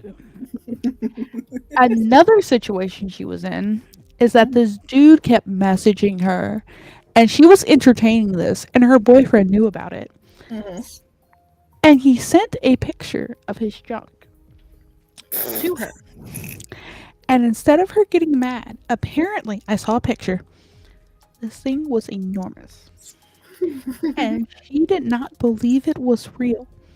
Mm-hmm. So she pulls the ultimate gotcha, or so she thought, and she sends him a list of things he must do with said member of the body to prove it was real. And she literally told him one of the things he had to do was make it wear a tiny hat. Tell me in my life, I don't think I've ever seen ever again a picture of someone's junk wearing a tiny hat. A tiny cowboy hat.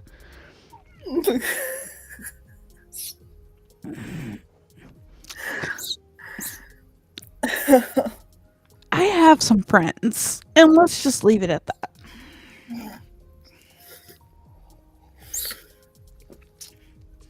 And her boyfriend knew about this, that she was receiving these pictures and giving him tasks to perform. Because her boyfriend was apparently also very impressed. I mean, when you have someone that bright, have a little fun. Have a little fun. Yes. What would you like to say? Uh-huh. Anything else? Okay. He is sleeping. Yes, yeah, coma. Works every time. Perfect. Hopefully she stays asleep for a good long while. Esteban, you've never heard of the top reptile? I'm not telling him. I'm not telling him. I'm not doing it. How has this evolved into us telling stories of weird, like... Because let's get back on topic. Give us some questions. We're like, oh, hey, let's do a Q&A. We don't have any Q's or A's, so we're just going to fuck around and find out. You guys know some wild people. I mean... Yes. I kind of do. I don't know. I'm sure there has to be like wilder people out there. So, because like, there's no possible way anything in my life is that entertaining. Like, it's me. I once walked into a coworker in the back room, completely naked, sitting next to a chair with an umbrella popped up, singing "Dancing in the Rain." I just turned a corner and saw the sight, fully fucking naked, with an umbrella propped up on her station for no reason, singing "Dancing in the Rain" because she was funny as fuck. I walked into a 3-person human pretzel because 3 of these girls were completely naked in the back and liked popping pimples on each other's backs.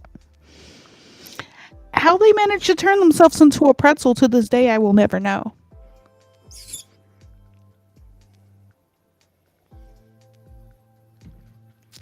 That's some Midwest fucked up shit. You know, I think that there's some fucked up shit in California. I've never walked in on that. I have some stories. I once saw what a coworker get on stage with a whole ass fucking banana in a Wonder Woman costume with the cape like actually attached to it. And then she tried to hide. I used to work in the strip club, mind you. I think I've said this multiple times. Oh, okay. She tried to hide from the manager by standing on the other side of the pole, like he couldn't see her eating a banana on stage. The ladies that I worked with were characters, and it was great. I mean, that's going to bring in the most interesting people. Let's be honest. I got some stories. Like, you're not going to get that from, like, you know, Tim in accounting. The person who trained me to bartend, I think I've only ever seen her, like, be unnecessarily mean to someone one time. And this person had absolutely no, like, business being a dancer. She was obviously heavily on drugs. And I'm not one to comment on people's looks because I know most of the time people can't help the way they look, but her face was not fit to be a dancer. There was no way makeup was going to make her look any better. And she was gross. I loaned her because she had never been in that like type of situation before. I loaned her one of my waitressing outfits. It was like this red and black bodysuit that I would wear a pair of leggings with, and it completely covered me until like the crotch area, and then the leggings would go in so my legs were covered. And I loaned her this. It was velvet red and black. And this is gonna get a little gross. So if anyone wants to look away or like go away for the next 5 seconds, this girl bled Oh. into my outfit. No. And did nothing to remedy that situation at all. I let her keep it. Yeah, that's the only thing you can do. And she worked after she had obviously done this with customers. And when she would work, she would grab the pole, walk around it in a circle, try to do a little dip, walk to the other pole, same thing, over and over, back and forth, back and forth, back and forth, back and forth. She wasn't right in the head. We'll just say that, because I don't like making fun of people. But Naomi is old school. And if you make yourself look like a fool, these girls would bully you.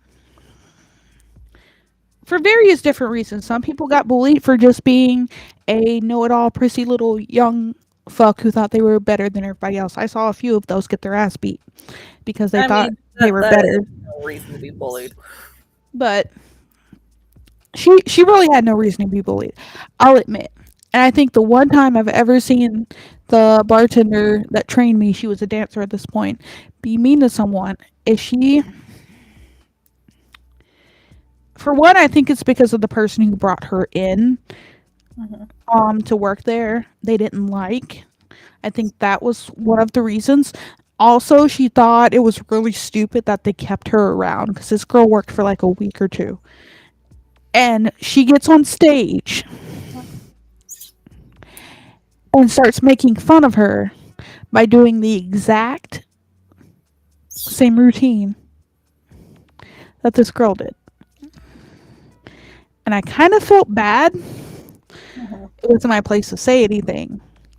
But yeah, I have some good and bad stories. Like, Naomi got on stage shuffling like this girl did because she couldn't walk correctly and she kind of had a hump. And just walked around the pole, walked to the other end of stage, walked around the pole, and acted just like this girl. I'm just like, there must have been some stuff going on in the back that the nicest person I know in this like club is making fun of this girl. And I don't know what it was. I wasn't in the back. I didn't work back there. So I'm going to leave it alone. That's all I had to say. I have some good and bad stories.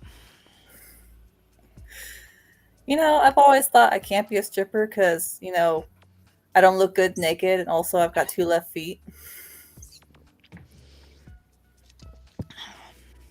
Maybe I should try it. I've got some student loan debt I need to get paid. I mean, go right ahead. I say find a small town strip club. It's a good place to learn.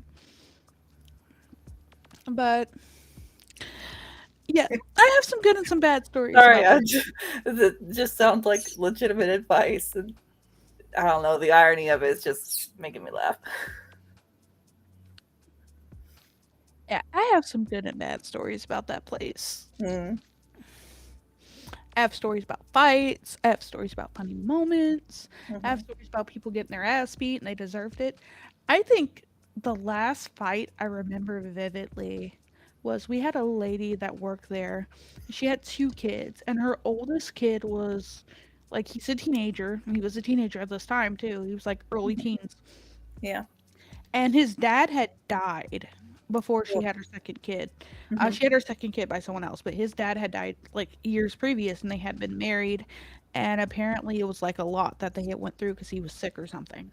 Yeah. And some lady comes in that apparently had known her late husband, and we did not know this fight was about to happen, mind you. Mm-hmm. The lady goes up to her stage while she's working. And she's known for doing whatever she wants, walking off the stage if no one's coming to tip her or anything. And apparently had said something along the lines of, your husband would be disappointed that this is what you're doing to raise his son. Like, mention her husband at all. This lady walks away and tries to go to the bathroom. The girl that was on stage, or Mm-hmm. woman that was on stage, walked to the back, grabbed her drink, took a drink of it, picked up her money back, and walked off stage. Calm as hell. Mm-hmm. Starts walking towards the back in the middle of her set, just leaves the stage, calmly walks towards the back where the dressing room is. We think she's done because no one's come to her stage, and she just gave up. She gets about to the bathroom at about the same time that the lady does, Mm-hmm. and all hell broke loose because out of nowhere, she just grabs this woman by a hair, gets Mm-hmm. on top of her, and starts wailing. I was still like, we could not get there fast enough. She threw us all off because we thought that she was just done. We did Mm-hmm. not know she was pissed and about to beat this woman's ass. Well, yeah, no one plans murder out loud. I've never seen someone so calm and angry in my life. And knowing this girl, she's usually loud, and I felt like she would have said something to indicate no. She knew what she was doing. Mm-hmm. It was kind of pretty cool. I think the funniest one had to have been the same bartender lady was working there, and her boyfriend works down the street at the other club as a bouncer. And so she has like stepkids or whatever that go and hang out at the other club because they can get in for free. Mm-hmm. And some person, some older man that was there, like tried to get into a fight with them or something, Mm-hmm. realized that dad worked there. And so he took off, but decided he still wanted to have a fun night. So he leaves and goes down to the other club where mommy is. Oh no. And before he gets there, she has received a text message Mm-hmm. with his description, what has gone on. You want to tell me why 5 strippers met this guy at the bar and ran him off because she walked out there, 5 girls on her heels, talking about you should have stayed there and let my boyfriend kick your ass because you went you went from the pot into the fire and he did not know what the fuck was going on.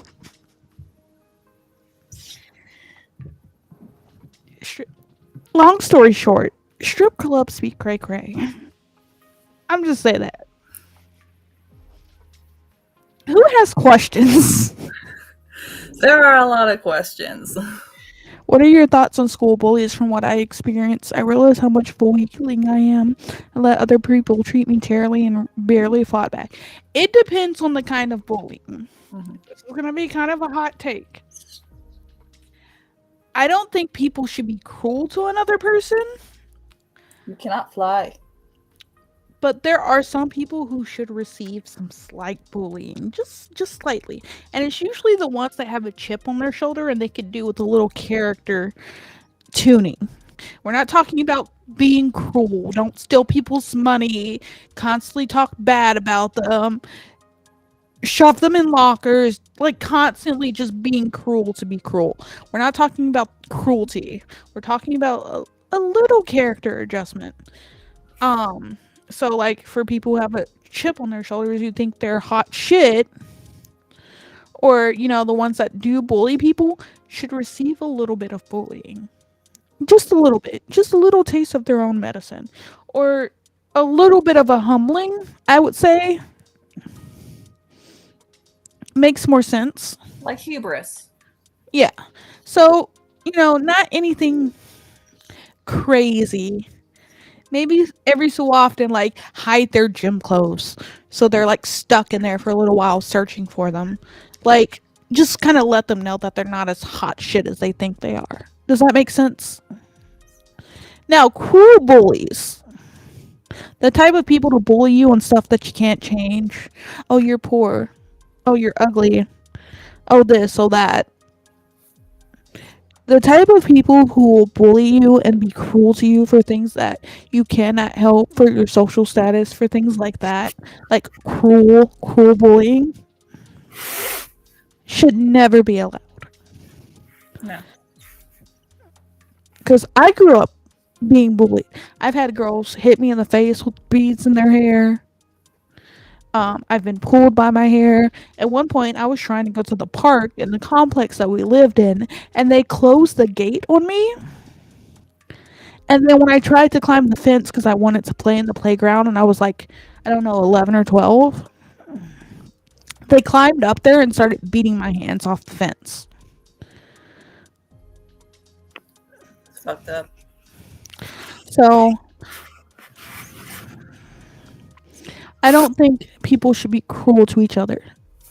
But there is a certain amount of bullying, I would say, that's okay to kind of humble people. Edie's here. Hey, Edie. Hi, Edie. My room still like needs. I have projects going on. They just never get finished. That's fine.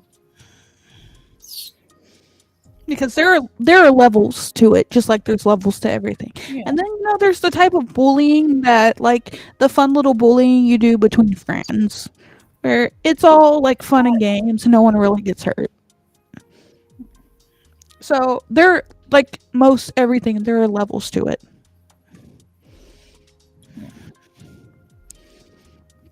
What was it like being pregnant for 9 months? Was it a little scary? With a generalized question like that, every part of the pregnancy is different. Mhm. So, and they're all hard in their own ways.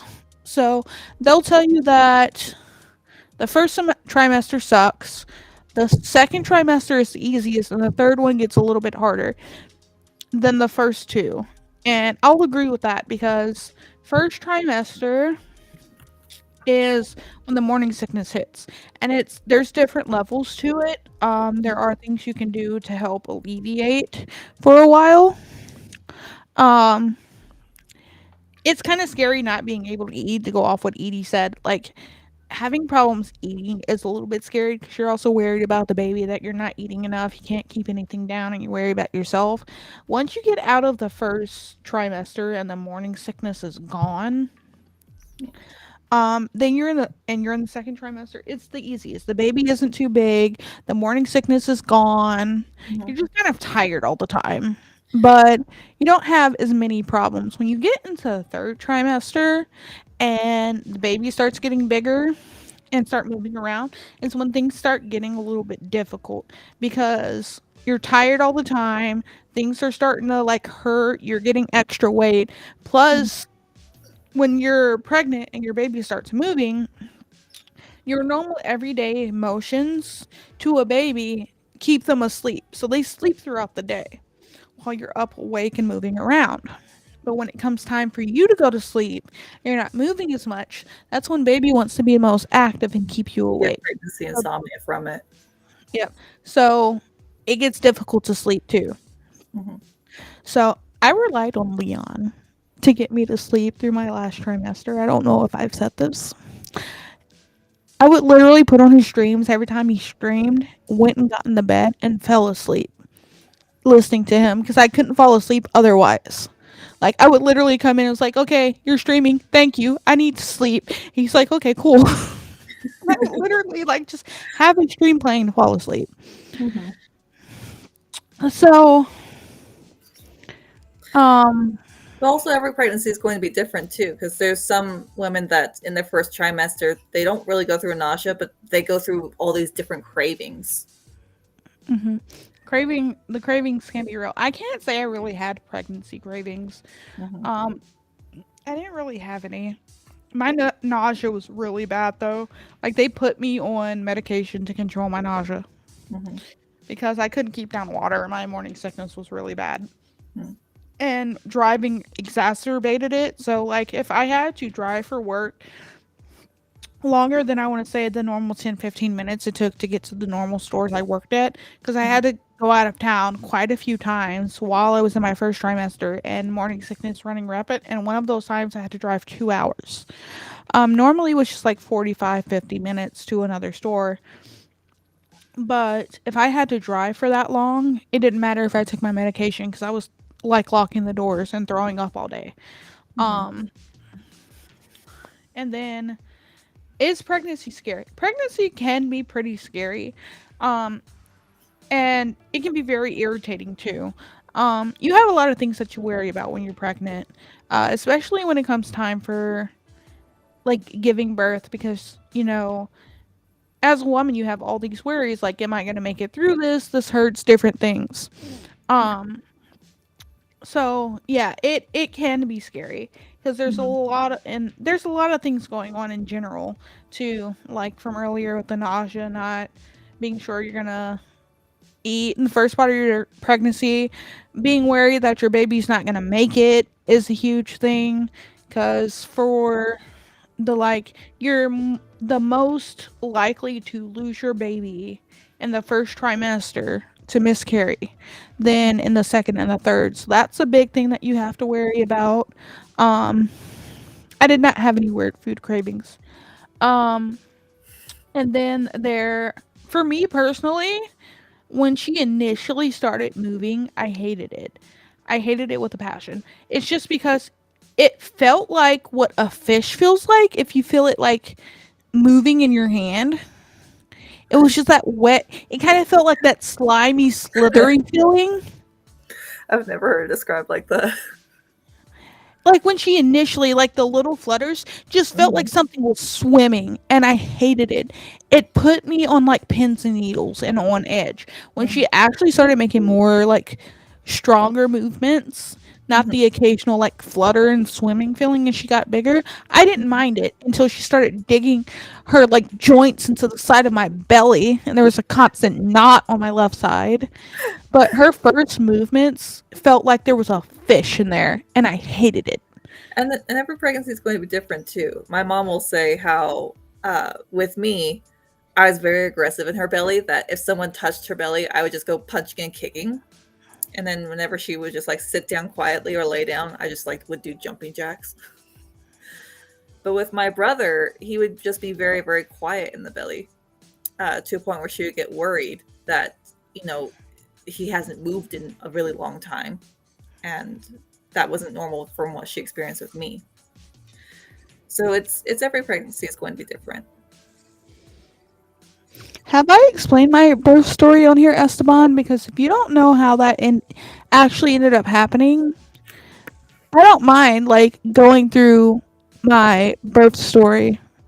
Um, just to let you know, though, um, when you're giving birth, women, it's true that you don't remember the pain. Like you remember being in pain, you don't remember like how much it hurt itself. And also, I will say, and you'll find this online, that contractions and the pain of contractions feel like very intense cramps. It's not like a stabbing, constant, like ebb and flow, like needle feeling of pain where it just doesn't go away. It just feels like really intense cramps that keep coming back. Like they'll go away and then they'll come back, and then they'll go away and then they'll come back. Think of it as You fine? What do you want? think of it as I want that shoulder. I'm trying to think what the best way to describe the pain of it is. Uh you ever get that like feeling that you really have to poop and then like your stomach starts contracting a little bit? Think of it like that, but on crack, turned up to like 100. So it's like cramps, but very, very intense ones. Um, The shoulder?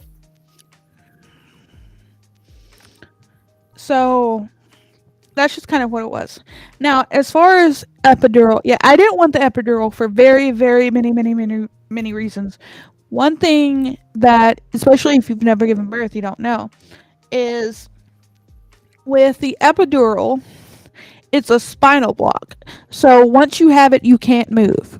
You can't get up and walk around. You can't do anything. You can't move. Um, then on top of that, when you have that, you have to they have to insert a catheter. So you can't pee on your own either. Like no one can help you. You can't go to the bathroom. You can't pee on your own. You have to have a catheter. Then after you give birth, you're stuck in your bed for another 2 hours while it wears off. Not to mention that because of how much pain an epidural blocks, you're more likely to tear because you just push. You don't really know what's going down there. You can't feel it. So it kind of blocks so much pain because they're basically just numbing the nerves. Like you don't feel anything. And I didn't want that. I didn't want to give up my movement, my facilities, anything else. I didn't want a catheter. I didn't want to feel like a potato. So that's why I chose not to go the epidural route. Now, I did want pain management because I knew that there was going to be pain and I wanted to try to go without the epidural.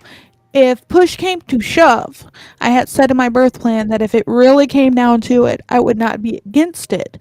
But for them to try to talk me out of it as much as they could and give other like recommendations. So it wasn't like epidural was completely off the table, but it was going to be the very last effort. Like if I took forever to give birth and I was going on like hours and hours and I just couldn't take it anymore. So for pain management, I took the IV option if I needed to take the edge off.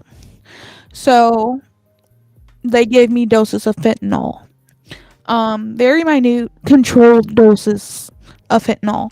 And they said I could have, I think, 3 or 4 doses, and they all had to be like, I think, 2 hours apart. Now, when I went in, I was scheduled for an induction because she was tiny. They wanted her to go ahead and come out just to make sure there weren't any problems. I was scheduled for induction a week early than her due date. And so we go in, and when we go in, they start you on Pitocin, which is supposed to get your contractions going and your labor started. And they also broke my water to kind of jumpstart things.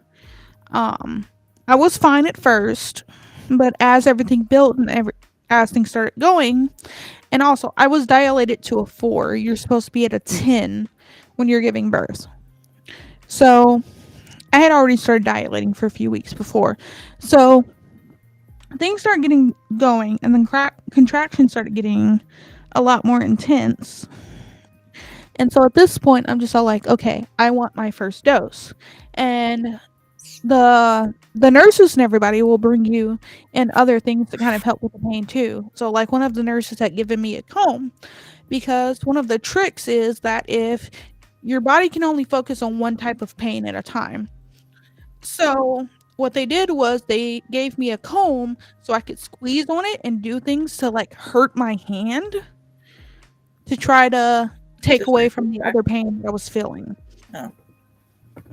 So they would give you a comb and you just kind of squeeze on it and let like the teeth of the comb dig into your skin. It was just like a little plastic, like heavy duty comb. Um and things like that.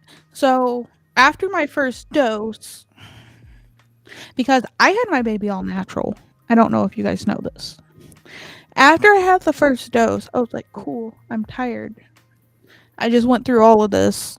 I'm ready for a nap. Mm-hmm. So I lay down on my side, I think it was, and tried to take a nap.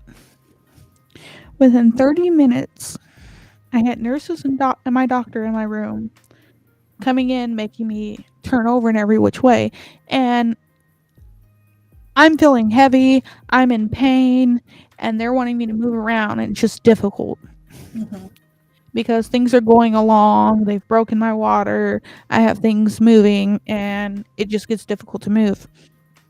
My doctor don't give a fuck because they kept losing her heartbeat. Her heart didn't stop. It's just they kept losing where it was with like the monitors and everything. So that scared them. They came in, they started fucking with me to try to find her heartbeat, making me move around, figure out where she was so they could monitor her. Yeah. And so like I get to the point where I'm like, okay, give me time to actually move. Like it wasn't like I wasn't saying I was gonna move. I was just being too slow for them. And so my doctor didn't give a fucking. This little frail little woman, probably about my size, is flipping me over like I weighed nothing. She did not give a fuck. She has done this for a while. I was nothing to her. I understand why she did it, and I'm not mad about it, but damn. So we go through this for, I want to say, a good hour, hour and a half. By the time that they are done with, I am asking for the next round of pain relief. Because my labor is progressing. They keep checking me. I want my pain relief. They told me no. They said since they couldn't, the baby kept like, they kept losing her heartbeat and it seemed like she might have been in a little bit of distress. They would not let me have another injection in my IV. Mm. Told me no. Not to mention, they inserted a Doppler onto her head because apparently the external ones weren't doing good. And I shit you not when I tell you that them inserting that Doppler onto her head hurt me worse than giving birth to her. I don't know what it is. It wasn't a huge thing, but that shit fucking hurt. I cried. I didn't cry giving birth. I cried when they inserted the Doppler and attached it to her head. I was not happy about that. Very not happy about that. But can't do anything about it. So then eventually the nurse, they're coming in and checking me and everything. Or they haven't checked me in a while at this point. And so the nurse was like, okay, let me know when you feel like you have the urge to push. And I think from the time I got there to the time I gave birth was only 5.5 hours. Mm-hmm. So it's been like a good 3.5 hours, what have you. And I'm just all like, maybe 4. Time has gone away because I've had a whole bunch of people in and out, just wouldn't leave me alone. So she was like, when you feel like pushing, let us know, yada yada. I was like, you mean like now? And so she goes to check me. I'm at 9 and like 3/4 dilated. Just that quickly. There. Just that quick. She's like, you just got a tiny bit more to go. I was like, fucking God. So at this point, they're coming back and forth to check me. I think it took about a good 30 minutes before they were like, okay, you're at the 10. Time to go. They call in a doctor. They get everything ready. It's go time. Pushing was difficult because I kept holding my breath. That was a no-no. I would hold my breath to try to push just to kind of get a little bit more leverage. That was a no no. Apparently, they were not happy about that. I was supposed to breathe through the whole thing and focus on a whole bunch of stuff. And then apparently, I wasn't pushing hard enough. So the doctor, being the smart one that she is and has dealt with this for so long, was just like, okay, maybe if you had something to push against, you'd do a bit better. So she stuck her finger there. And I could feel it, surprisingly. And she's like, Mhm. just push against my finger. And she was pressing down on areas that hurt. And she's like, just push my finger out. Okay, it worked. I Since think I might have pushed for like an hour before I just started focusing on how I should push instead of just pushing. And Mhm. it did not take me long to get that big headed,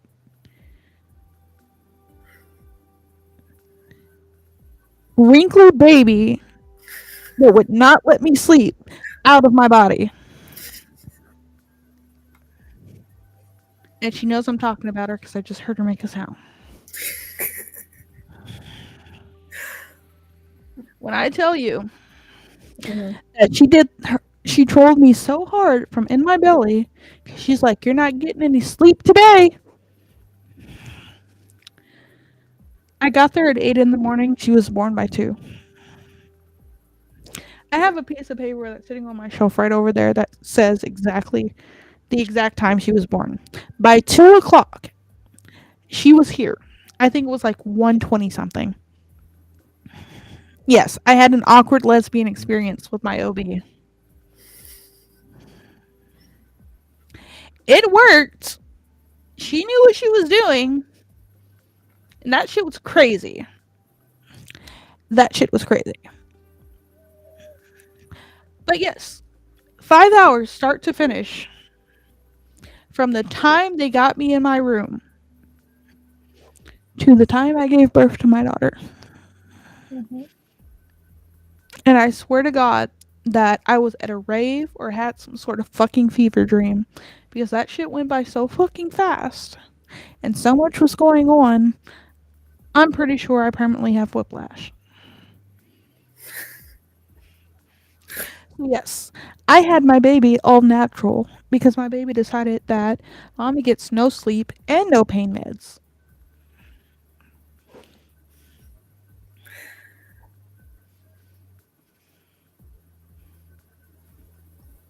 Yeah, she's still asleep. I didn't check on her. Yeah, she's still asleep. She makes noises in her sleep. It was just a normal like sigh, so I wasn't worried that she was awake. So yeah, that was my crazy experience. And I'm kind of glad that she was as small as she was because I think that had to do. She was like 5 pounds. It wasn't bad. She was about a good size for a baby girl. Yeah, I She was was on gonna the bring that lower up. end, but I was it I was like wasn't 6'8". uncommon. Yeah. So I think with the fact of how small she was why it was so easy to like evict her. But excuse my French, but the little bitch decided she wanted to tear me anyway, and I didn't get an epidural. Little asshole. Oh, and I got my revenge on the doctors for not letting me sleep and having pain medications because apparently I peed on one of the nurses, and I'm not apologizing for it. Don't give a fuck. Hey man, you'd be surprised on like how many women poop when they give birth. So like, Yeah, that's pretty common because what they don't tell you is that the same muscles you use to poop are the same ones you use to push out your baby. mm, Exact same ones. So chances are when you give birth, you're gonna poop when you give birth because you have the head coming down the birth canal and it's pressing on your. It's like it's pressing on things, mhm. and you're using the same also muscles you use to poop. So with that, like stuff gets squeezed out and you poop. Like it happens. I probably did. They usually don't tell you. They just clean you up and don't say anything because it's so common. But I did hear one of the nurses say to either the doctor or one of the other nurses that I had peed on her and was not aware because they had like broken my water, so I had stuff just coming out and it felt wet down there anyway. Apparently I just didn't notice that I had peed on her. Oh well, that's what you get for not giving me my fucking medication. Hmm. Zola's gonna be a crack fiend today.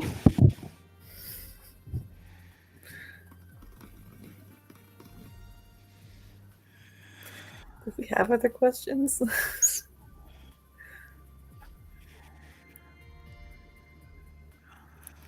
But I tell you what I did get to do. Immediately pee. I got to get up and walk around. Yeah. That's because I'm funny. I'm very funny. And Edie, no, his name is not Flint. His name is Chicken.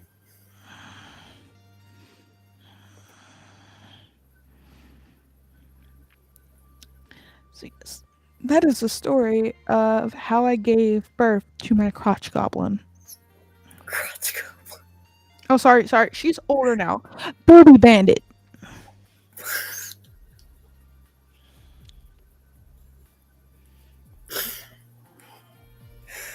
Did you get these names off of like a mom page on Facebook? No. I think my husband originally started calling her the Booby Bandit. And I think I was, yeah, the Booby Bandit or the Milk Monster, one of the two. We just started calling her that. We might have seen it somewhere, but I don't remember if we did. And let me find this group chat. I went as far as to make a wanted poster. Wanted, overly cute, Booby Bandit, $1,000 reward. It's a sparrow that identifies as a chicken. I didn't have a name for him, so everyone just started calling him, hey, you know, your chicken bird. Your little chicken over here, so his name's just Chicken.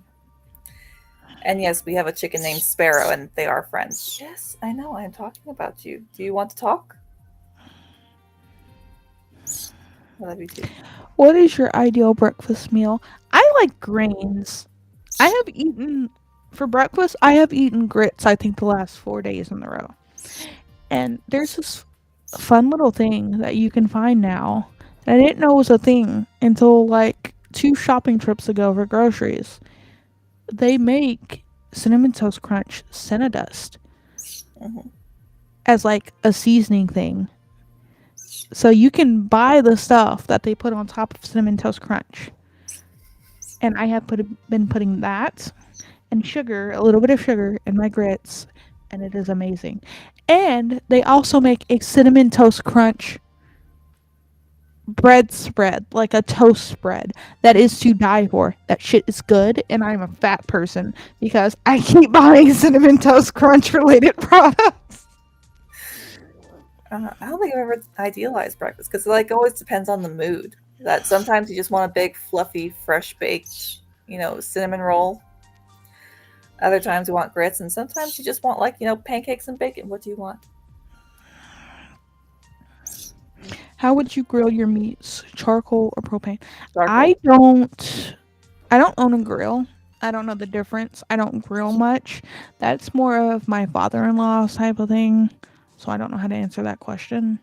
And don't ask me how I like to cook my meats because I'm going to trigger a lot of you if you want an honest answer.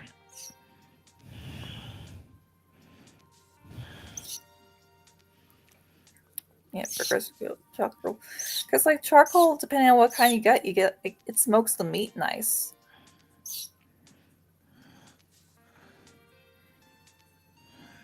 Propane and propane accessories?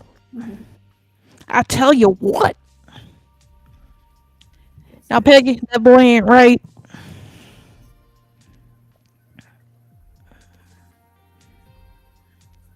I will show it to you. They are sitting in my kitchen, like right now, just kind of sitting out because I use them so often. Use what so often? The Cinnamon Toast Crunch stuff. Oh. I bought the bread spread, like the toast stuff, because I went to the store looking for apple jelly. I have learned that I like apple jelly more than I like grape jelly. They did not have apple jelly. I had to finally go to the most expensive grocery store we have in this area to finally get apple jelly because the two stores that I normally shop at did not have apple jelly. You can't get it online But shipped to you? it's not worth it. There's three grocery stores, so I just went to the biggest one and they had apple jelly. But the second store, like the mid expensive store that I normally get the stuff you can't get at the cheap store, I went to try to find apple jelly there. And when I was searching the aisle, they had everything but apple jelly. But I found cinnamon toast crunch toast spread. And since I came looking for something to put on my toast and I couldn't find it, I was like, why not?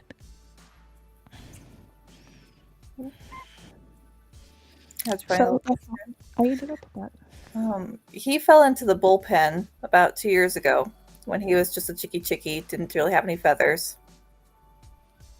And I climbed in, walked over, picked him up, and just decided that I was going to take care of him. And while he was learning how to fly, he was like jumping around, showing off that he can, like, he can fly. And the cat accidentally got inside and chomped on him. And he recovered, but his wing never fully healed properly. So he cannot fly. So he just lives with me. And yes, I'm Rachel. I got you tricked it with my pregnancy story. You mean my birth story? I'll tell you what. Giving birth to some crazy shit. You want to tell me how like crazy I am that I'd do it again? Oh yeah, the plan was to start trying for another baby when she turned 6 months old. I said fuck that noise because she's not sleeping through the night yet, and I'm not dealing with pregnancy without a full night's sleep. Not happening. Not happening. So when she decides she wants to start sleeping through the night, at least until like 8 a.m., she goes to bed at the normal time and she can make it to, let's say, 6 to 8 a.m. without waking me up. Then I will agree to start trying for a baby. No, you gotta wait till she's like 2. Like where she's got schedules are set, she's like in rhythm, she kind of has a little bit of independence, a little bit of autonomy. I don't know. You're okay, Esteban. I mean, by the time I had the baby, she would be around that time where she'd be a bit more independent Mm-hmm. and everything. She'd be walking, and I wouldn't have to worry about her as much. I am not going to be trying for another baby until this one is at least sleeping a decent amount that I don't have to wake up 2 to 3 hours after I've gone to sleep to pull her into bed with me and to deal with a little nipple biter when I'm dead asleep. Mm-hmm. Not happening. Not happening. When she decides she can sleep through the night for a decent amount of hours, that I don't wake up dog tired and falling asleep within an hour or two, then we can try for another baby. And we can do all this shit again, all the way down to whatever my future child decides not to let me sleep. One thing I will say though, Mm-hmm. that was probably a good thing about giving birth to her, outside of all of the craziness, is that they say because it's your first, that your first birth is your hardest birth because your uterus and different things like that expanding, not being used, yada yada yada, blah blah blah. Yeah. So if that's true for me, with my first birth being my hardest birth, Mm-hmm. and with how quickly and easily she came out, because in most births, 5 hours start to finish is nothing. Yeah. If that's anything to go by, with my first one being probably my hardest to get through, I swear to God, if I get pregnant with another baby and I go to give birth and I don't pop this baby out,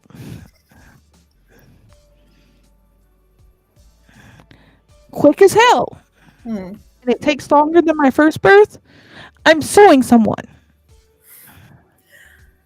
I mean, when my mom was having me, it took her like 3 days. But then my brother was like 8 hours. So If my next birth takes longer than 5 hours, I'm suing someone because that means someone lied to me. If I don't pop the next one out within, like, I want to say 4 hours mhm. from the start of the birthing process, whether I get induced or not, I'm suing someone. Someone on the internet, the first person I come across that says the second birth is easier is getting sued because that's going to be the first person I found that lied to me. And when I get rich for that stupid shit on the levels of someone suing Red Bull because Red Bull doesn't give you wings. Wait, did that actually happen? That was the thing. Someone tried to sue Red Bull because Red Bull doesn't actually give you wings. That's why when you see a Red Bull commercial nowadays, it says Red Bull doesn't actually give you wings. I don't know how long it's been since I've seen a Red Bull commercial. I just kind of thought like this is common sense. Because someone tried to sue them for false advertisement.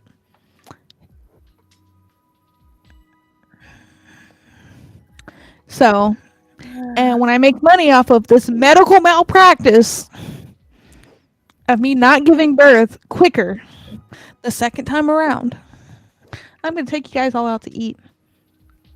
How about that? We can go to Gordon Ramsay's restaurant. I want to go to Gordon Ramsay's restaurant. He's yelling. I want to have like a nice time. He's not there all the time. Just don't approach his kitchen complaining about stupid shit and you're okay. Oh my god. Just be approaching his kitchen. Could I have some salt on the table? Good lord! How stupid are you? Don't put salt on the fucking table. I feel like that's something you would ask a waiter for than going up the kitchen. Like going up to the kitchen would probably be all like, "Hey, you didn't cook my soup like steak all the way through." He's all like, "You want your fucking steak to be dead as fuck, flavorless? Get the fuck away from my kitchen!" Like shit like that, where you just annoy him for no fucking reason because he knows he's a good chef and you shouldn't be complaining. Like that type of shit. Hmm. Because apparently, like, Gordon Ramsay doesn't give a fuck about your feelings if you're an adult, but if you're a child, he's like the sweetest fucking person. Yeah, like like those things where it's the back to back. You know how he treats adults in the kitchen versus kids trying their best to do like little Yeah, math. like Junior Chef versus like Yeah, Master Chef. yeah, Yeah. Because he's not a heartless man. He just does some like idiots. yeah. Like there's a point where you're an adult, you should comprehend these things better, as opposed to a kid that they're not there yet. So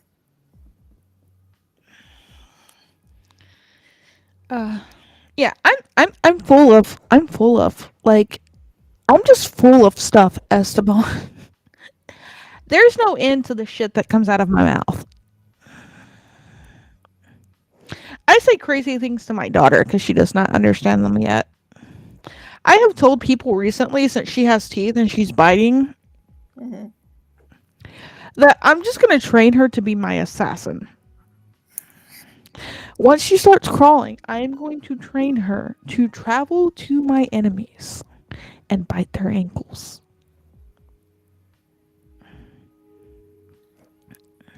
She is going to be my little ankle biter, and no one is safe. I thought you were going to say that you're gonna start nicknaming her Beaver. This took a much darker Good turn. idea. That's a good idea. I should start calling her Beaver. I don't think my husband will like that. My husband doesn't like it. I call her Crotch Goblin, okay? I literally called her that until, like, she was born, and he hated it. And I'm just all like, why?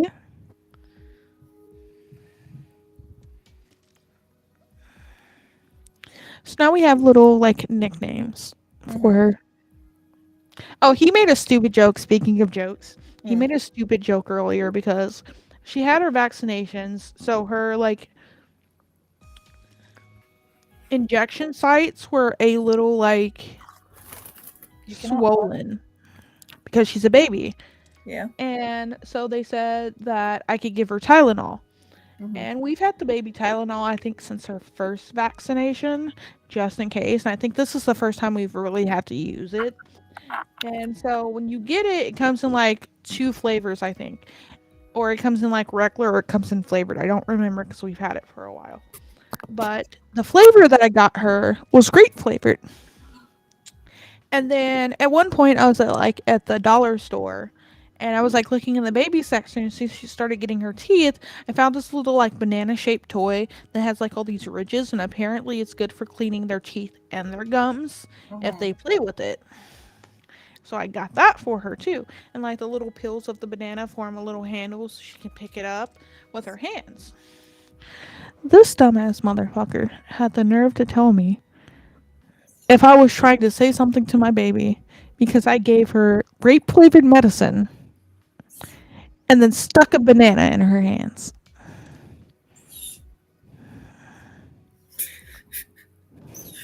That's so dumb.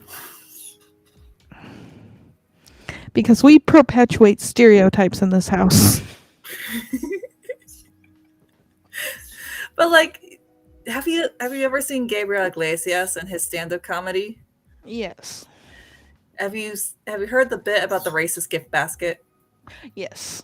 I found a gift card with three ghosts on the front. I flipped it off, tore the other part off, and wrote from the Chamber of God. I found a sassy black woman. She said, "No, I ain't doing this to a black man. I'll give you $100. Where his room at? I thought it was only Y'all bit. going to hell." I don't think you get the joke, Esteban. It's okay. I don't think you understood the implications of what that joke was. You see, I get it because, like, in the Caribbean, the number one population is black, and those stereotypes from the U.S. have trickled down to there. So,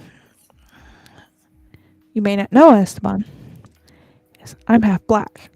My mom's black, my dad's white. And while I may not look it completely, I am still 50-50, making my child 25% black. So his joke was that it was perpetuating stereotypes by giving her grape flavor and then handing her a banana because calling a black person a monkey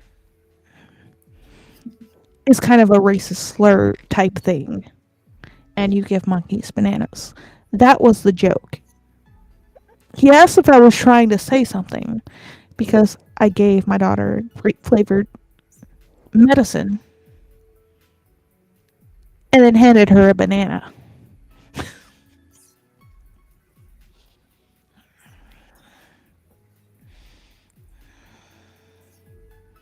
Hey, Kino, how's it going? Hi, Kino. All right. Well, Welcome in, regardless, welcome I in. have to like hop off because it's halfway to midnight. I have to get up like first thing in the morning for It's my 1:30 for me. yeah. I'll Only probably go another 30 minutes and then end it. I'll give people chances to do some last minute questions. like people talking about mixed race experiences. If you want me to talk about a mixed race experience, I think the one that sticks out most to me has me ready to travel back to Illinois and fight a black bitch. Because this story is cray cray. Like, absolutely crazy. And I love telling it. And still to this day, I want to beat this bitch's ass. She's half my size and couldn't do anything unless she wanted to crawl up my back. Did you call her a spider monkey? That would be funny. Don't do that. That would have been fucking funny. I think she tried to add me on Facebook like recently or sent me a text message and I replied to her. No, she tried to add me on Facebook. And I replied to this bitch not to contact me, called her a racist, and then blocked her. Hey, Kino, thanks for the follow. Thanks for the follow, Kino. All right. Well, Faye, I'm gonna hop off because I gotta get up at like the crack ass of dawn. Okay. All It right. was fun having you on. Yeah, it's fun to be on. I mean, Since we just I've completely commandeered Starsense channel, there's we nothing did. she We can do took about over. it. All right. I love you. Love you too. Be safe. And me and Aaron, I think, fixed the buffering issue. So when I stream tomorrow or Okay. today, stop by and tell me if it fixed it for you because it fixed Girl, for you're me. already in tomorrow. What are you talking about? Yes, but I mean like when I wake up, and I don't know what time it is for everyone. So today or tomorrow, whichever time it is. If it's Still today 11 o'clock for for me. you, then tomorrow. If it's after midnight, then today. No, I'm gonna be So hopping on, and like even if it is still buffering, I'll still be your faithful lurker. yeah, just let me know if I fixed the issue because I looked up what could have been causing it, Mhm. and I fixed it for Aaron. So I'm hoping it fixed it for you Okay. because few people have told me that they've had buffering issues with it. Yeah. All right. Sleep tasty, y'all. Everybody say bye. Bye.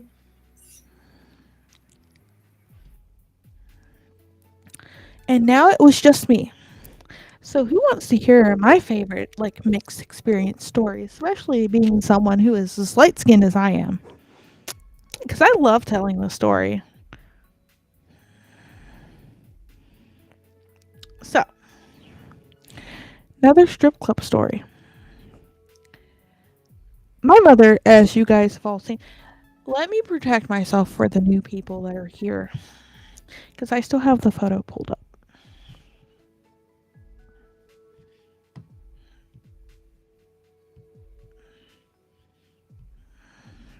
All right.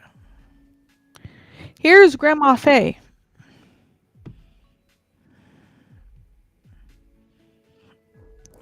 Here's Faye Queen with her absolute bitch of a mother. Little baby Faye and her mom, and then teenage Faye with her mom over here in the middle on the right, and then Mama Faye on the bottom left with one of my cousins. So this is my mother, the woman who gave birth to the greatness that you see on your screen. She is my actual birth mother. My dad is white. I got his skin tone. I got her hair and her eyes. Now,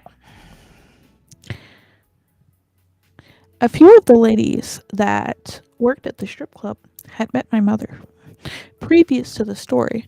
One didn't work there anymore, but she knew my mom because she also worked as a receptionist at the eye doctor my mom went to. Knew my mom was cray cray. There was a time that my mom threatened to come up to my job, and this lady told me if my mom shows up, she's dragging me out the back, and we're both leaving. Another lady that still worked there knew my mother because she had met my mother because she dyed my hair at one point, and we had met up with my mom. And then another person, a bouncer that worked there, knew my mother because I had introduced him to her at one point because he sold her weed. So, the devil's lettuce. And I'd rather her buy it from a reputable source that I knew than just random people she happened to meet. So, one of my coworkers was her weed dealer. Now, so multiple people that worked here had met and knew my mother. Okay. So, this little short ass black girl, and I say short, she was like 4 foot something. Very, very short black girl, ghetto as fuck, worked there with her cousin. Her cousin did not have a problem with me. But apparently, me claiming that I was black was all a lie in this. We'll call her by her stage name because I don't think she works there anymore and you don't know what strip club it is. So, Cupcake was her name. That was her stage name. Apparently, I can't be mixed because of my skin tone, or it's all an act. Because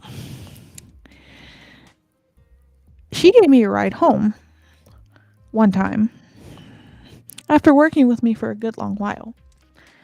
And there are certain words that I say that I don't say on stream that I have every right to say and I don't care how anyone feels about it. And I think we all know what word I'm talking about, but I won't say it on stream. Soft A, not hard R. Okay? Okay. So, because I'm not going to prove or apologize for anything that I am.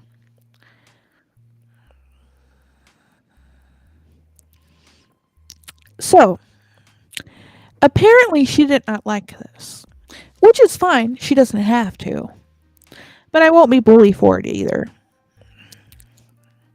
So, I start getting little bits here and there about some of the shit she's talking. So, at one point after this occasion, I had asked her for a ride home after work. I don't necessarily have to rely on her for a ride home because if push came to shove, the manager will give me a ride home. Not a big deal. I could also call a cab. Not a big deal. But she agrees to give me a ride home. And she's also supposed to be giving her cousin a ride home. So they start leaving. I'm breaking down the bar, like cleaning up and on the other side of the building. But I can see her. It's all open. I start calling her name. She walks out, ignores me, and leaves me high and dry at the club. Okay, fine. No big deal. It's not like I'm stranded. Don't care. But I'm wondering what's going on and why she acted like she didn't hear me and she just left when she agreed to give me a ride home. So I think the next day, because I was working there like 7 days a week because they were low on like bar staff, I pull her cousin to the side because, like I said, her cousin doesn't have a problem with me and ask what's going on. And she informs me that Cupcake does not want to give me a ride home anymore because she says I'm racist. Okay, I will give you the benefit of the doubt. When I'm working my hair straight, I have light skin. I will give you the benefit of the doubt.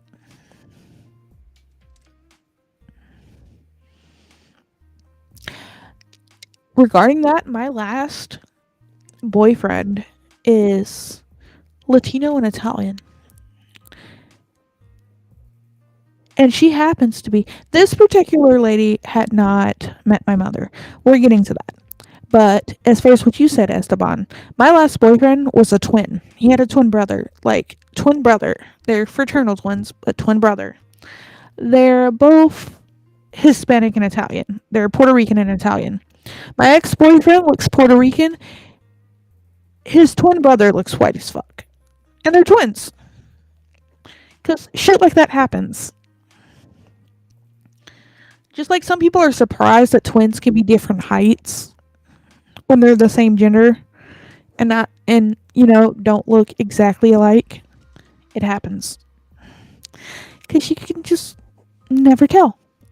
But we're getting to the point where she met my mom. So, at this point, she had not met my mom. And I was going to give her the benefit of the doubt. I'm like, okay, all she has to go on is my word, right? I mean, she's seen my hair after I've washed it. I've come in with a full fro and everything, but most of the time my hair is straight and I have a light skin tone. I can see where she's coming from, so I'll give her the benefit of the doubt. So I was like, I'm going to quash this. I'm going to do it without being loud. I'm going to do it by being a little bit petty. The manager was old school. He's an older man. So I asked my mom to come out at one point. My chocolate mom. To the club. Under the premise for her helping me get ready one night. And she could get in for free and she could hang out. Because I grew up around strip clubs. And she dated a lot of people who worked in strip clubs. She wasn't a stranger to strip clubs. And she was decently okay with them. But she was also part of my master plan.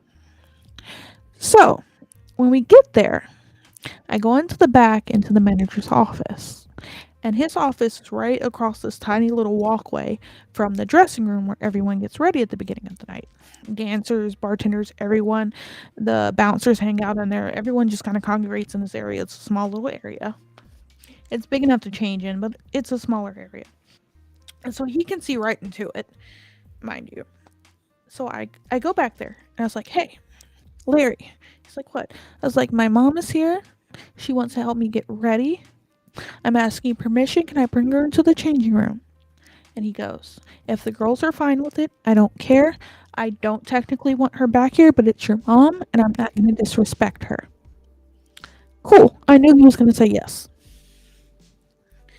So I grab my mom and we go into the back. And luckily enough, little Miss Cupcake is there with her cousin having a conversation. So my mom comes in. A few of the people that had knew her said hi. It was mainly Seduction, another dancer, who had like met my mom outside of work. And so she comes over, she's like, hi mom, how are you doing? Everything. Just kind of showing she knows her. She was not in on this. She was just saying hi. So I already have one person, unrelated, who had gotten there way before me, knowing this is my mother. Then everybody's saying hi. So it's like, everybody say hi to my mom. Everybody says hi. Cupcake and her cousin are still in this conversation that they're having. So I interrupt them. I was like, hey, Cupcake, say hi to my mom. And she turns, she goes, hi. She turns back to her conversation, just really quick. And you can see the moment it hit her, because she turns back around. She continues her conversation with her cousin. And then she freezes. Like, she can't believe what she just saw. Like, she can't believe what she just saw. She thinks she saw wrong. And she flips back around. And she looks at me. And she looks at my mom. And she goes, that's your mother? And my mom is crazy. She doesn't like people, like, questioning that I'm her daughter. My mom has the same line she has used all my life, with people questioning that I'm her daughter. So Cupcake's like, that's your mom? I said, yes. She goes, your real mother. And my mother, and this is where I got into the petty part, goes, yes, I'm her mother. I got cut open to have her. Would you like to see the scar? Every time without fail she says this. And half the time she's already pulling down her pants to show off her cesarean scar. My mom does not give a fuck. At all. And it's great in the situation.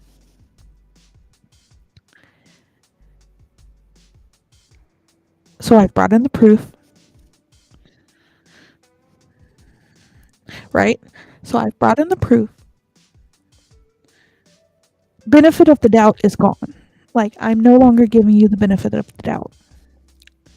Now, apparently that was not enough proof for her.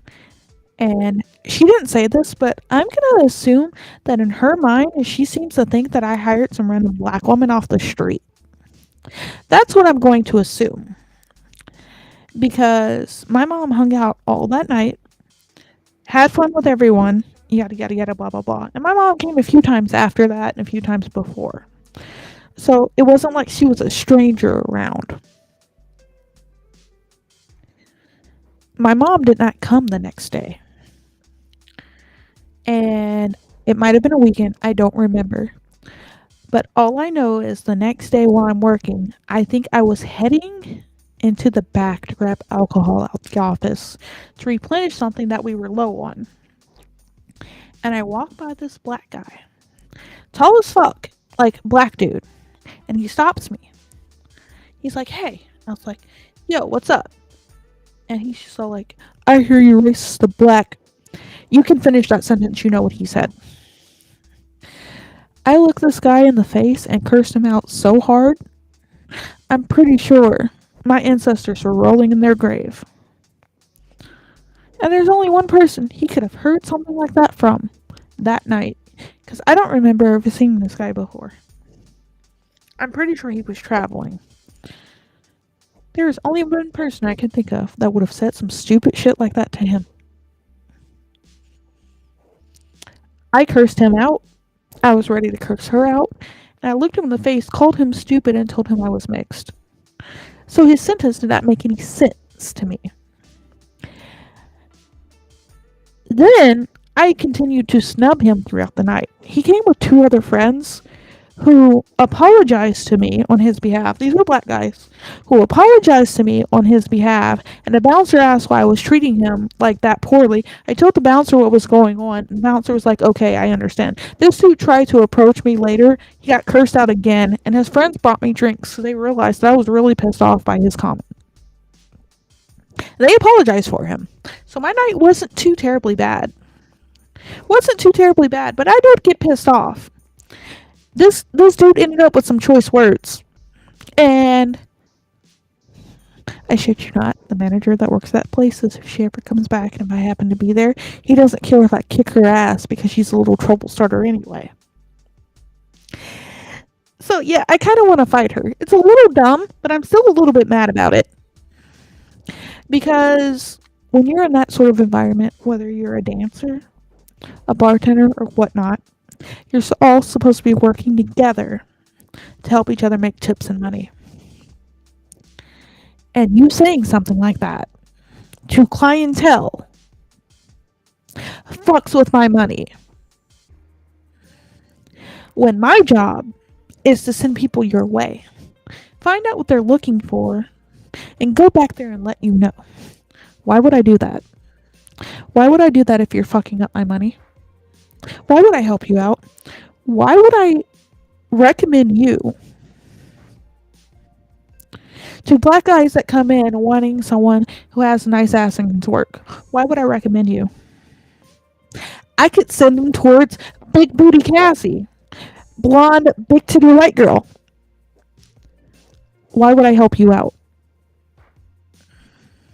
Because I guarantee they would have liked Cassie more than they would like your Oompa Loompa looking ghetto ass. And when I say she's ghetto, this bitch used to take off her wig on stage. I'm not kidding.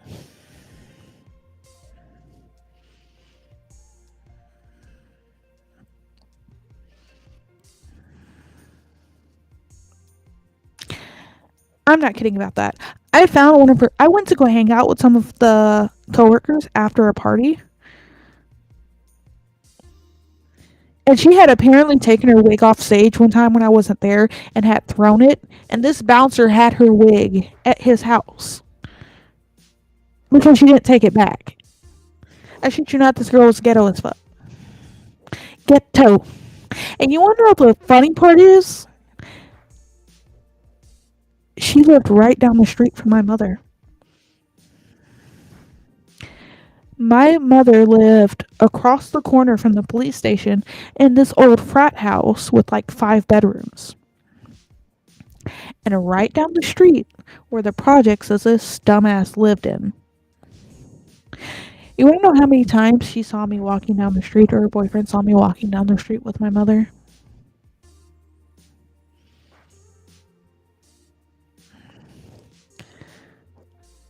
I ain't playing no games. This shit ain't funny. And I don't have anything to prove to anyone.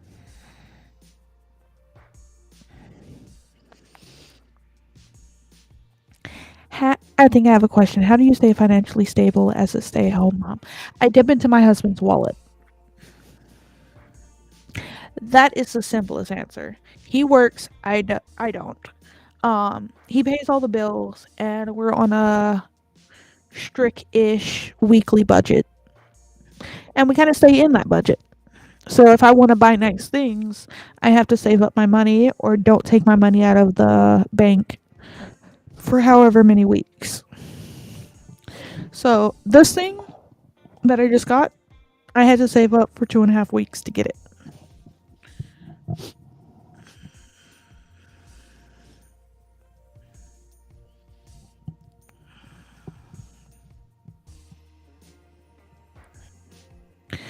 See, I've had people tell me that I can't claim both sides of myself because that, and I find that to be a stupid thing. I am black and I am also white. I am both, and I will claim to be both to the day that I die. I have nothing to prove to anyone.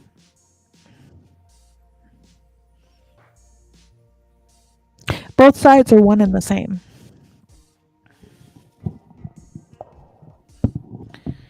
Now, if I had to choose based on the way that I grew up, what side I'm probably more of, and not by skin tone, I would definitely probably say I'm more black. Because I don't know anything about my father's side of the family. I don't know who my father is. I kind of know some of the people from his side of the family because I did a DNA test, but outside of that, I don't know who it is. I just know some people that I'm related to, and I found some people I'm related to. But I grew up completely with my mom's side of the family, the complete black side of my family. So if I had to choose what I'm probably more of or claim more of, I would say probably my black side. Now, mind you, I am not going to, what's the word I'm looking for, deny any part of myself. So, with that being said, I'm just going to be me. And I'm not going to apologize to anyone for it. And I get so sick of people acting like rare genetics is not a thing. Just because I'm not mocha or dark like most mixed kids are, does not make me any less valid. My skin tone don't mean shit. My ethnicity does.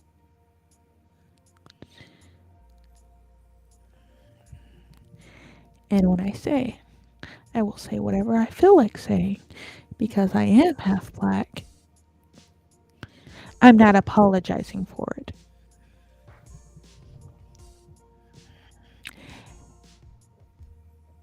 Now, will I give people the benefit of the doubt because of what it looks like on the outside? Because we all have little things we look on the outside looking in and just make assumptions for.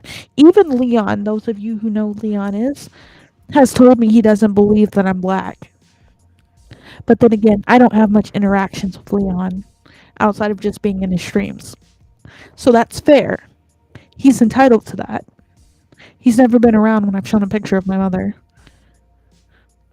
But he's also not rude about it and he doesn't talk shit. So I'll leave it at that because I will give you the benefit of the doubt if you're looking straight at my skin tone and don't know anything about me. That's fine. I understand first appearances. But if I give you all the proof that you need,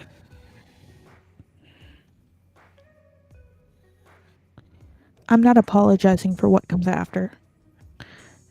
Because I don't live my life at all trying to please other people.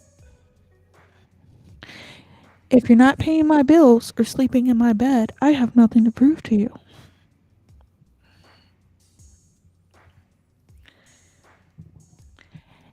And here's the kicker for you.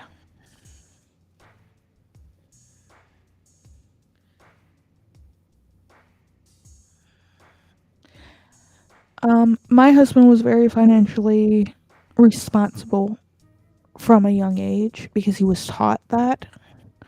Um, so we tend to be we tend to try to stay in our budget even if we have to do things like buy baby clothes. We go over it for stuff like formula, like we absolutely have to have.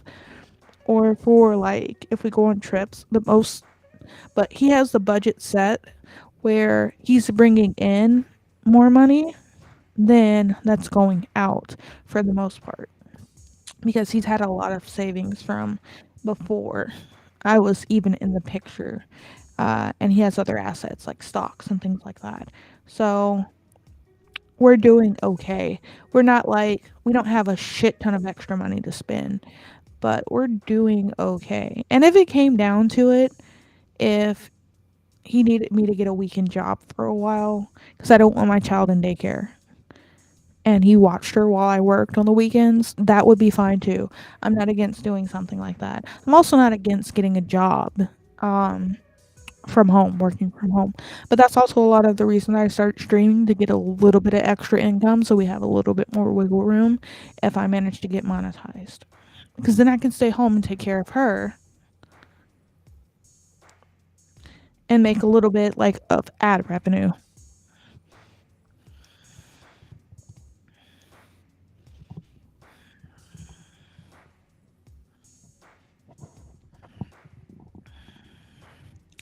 But yeah, so I don't have, like I said, I'm sick of people who think they know everything And I'll be damned if I'm gonna let my child be treated like that either.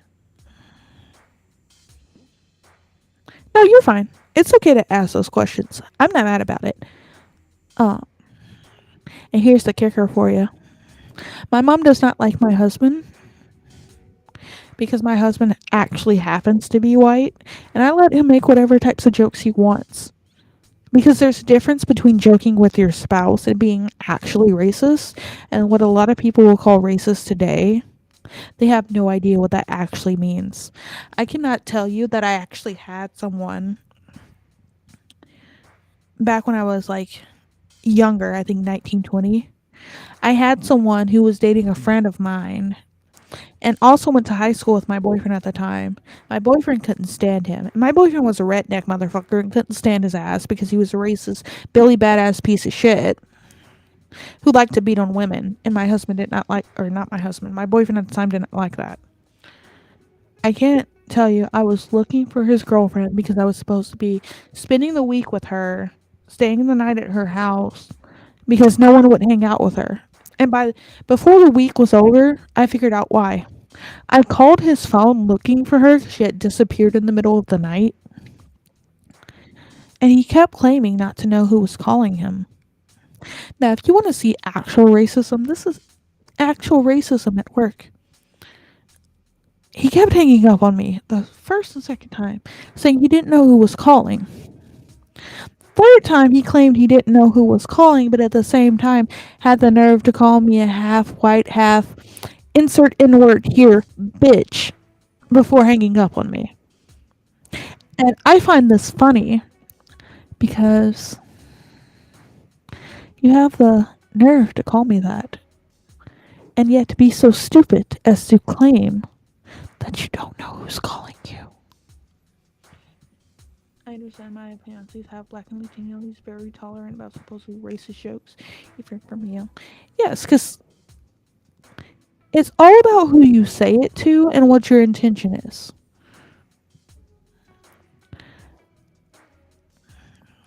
That's a lot of what goes around. Obviously, I don't feel like the types of things my husband says are racist. And if I felt like my husband was actually racist, I wouldn't be with him. We would not have a child together.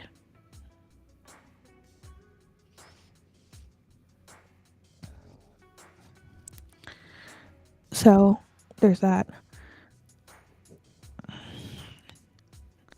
And my husband likes to say stuff ironically as a joke because most of the time it has to do with something that's going on in the news. And he's pretty funny. So it's all about intent.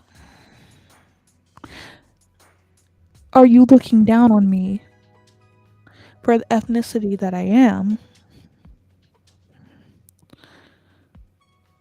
Or are you just trying to make a joke to get a ha ha?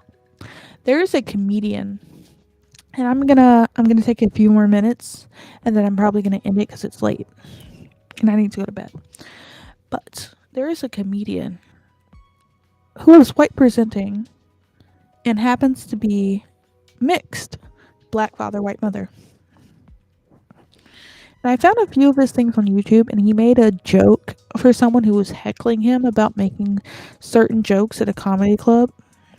So he jokingly called her Kamala Harris, and she had the nerve to call him a racist and knows nothing about this man. I happened to look him up because I thought his joke was funny, the original joke that he told. To come to find out on Wikipedia, which you can't trust everything you see on Wikipedia, but they try to be as true as they can, that his dad is black. And he's actually mixed. I have met someone who works at a restaurant who shaved his head, but me and him had a conversation too that he was also lighter mixed. And he showed me pictures of really pretty mixed kid curls that he shaved off because it made it easier for him to work or his hair was difficult to deal with. I forget what. And then recently on YouTube, I came across this black lady who has a white husband. And all of her kids look mixed except for her youngest, who looks completely white. We're talking like almost no mixed kid features whatsoever. Light skin, blue eyes, blonde hair. All comes from the husband. Because sometimes it just be like that. And she has stated in her videos that that is her actual child that she was actually pregnant with and actually pushed out. And you have people in their other videos in their comments still saying things like the baby's adopted, that that's not her actual child, different things like that because the child is too white to have come from a black mother. Because people are ignorant as fuck. But you know what? I choose not to associate. I don't even associate with all members of my family who say things like they don't want to live around white people or white people are evil. I won't. I have a cousin who used to do my hair, braid my hair. Really good at it. And as family, she doesn't charge me a lot to do it. When I was living near Chicago, it was cheaper for me to take the round trip to her house, pay her to do my hair, and come back home. And I could stay there a few days and see my family while doing so than it was to get someone in the Chicago area to braid my hair the exact same way. So that's what I did. Last time I went to visit her, she would not stop talking about the Black Panthers, would not stop saying shit about white people are devil and evil and she doesn't want to live around them. But at the same time, there was a white lady who would pick her up from her house and take her to do her grocery shopping for just a little bit of gas money and did not have to help her. But white people are the problem.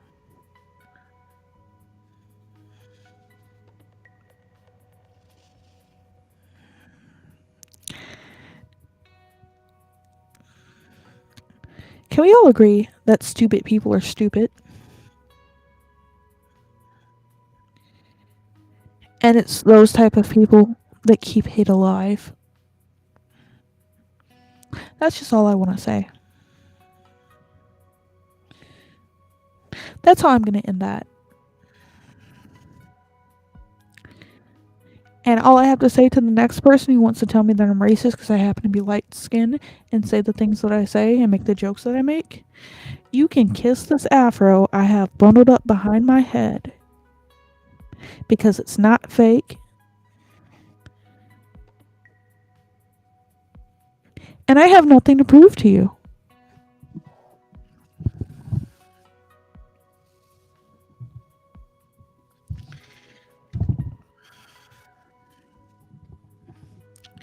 This natural hair comes naturally. You can't fake it. You would have a very hard time trying.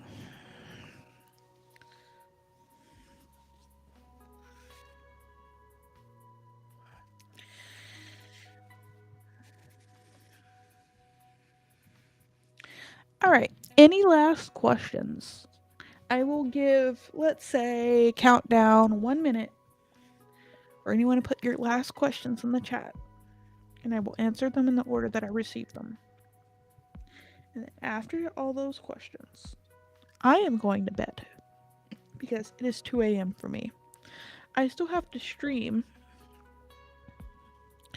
in the morning after I wake up and I get the baby ready. Usually my time about somewhere between, let's say, 10:30 to 12. Yes. I've been told that I have black features. Even my racist ass cousin has told me that I have the black nose and lips.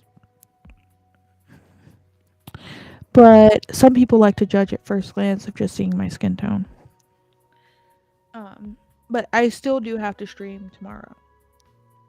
Somewhere between 10:30 to, I want to say, 11:30 my time is usually when I start streaming. So about 8 to 9 hours from now.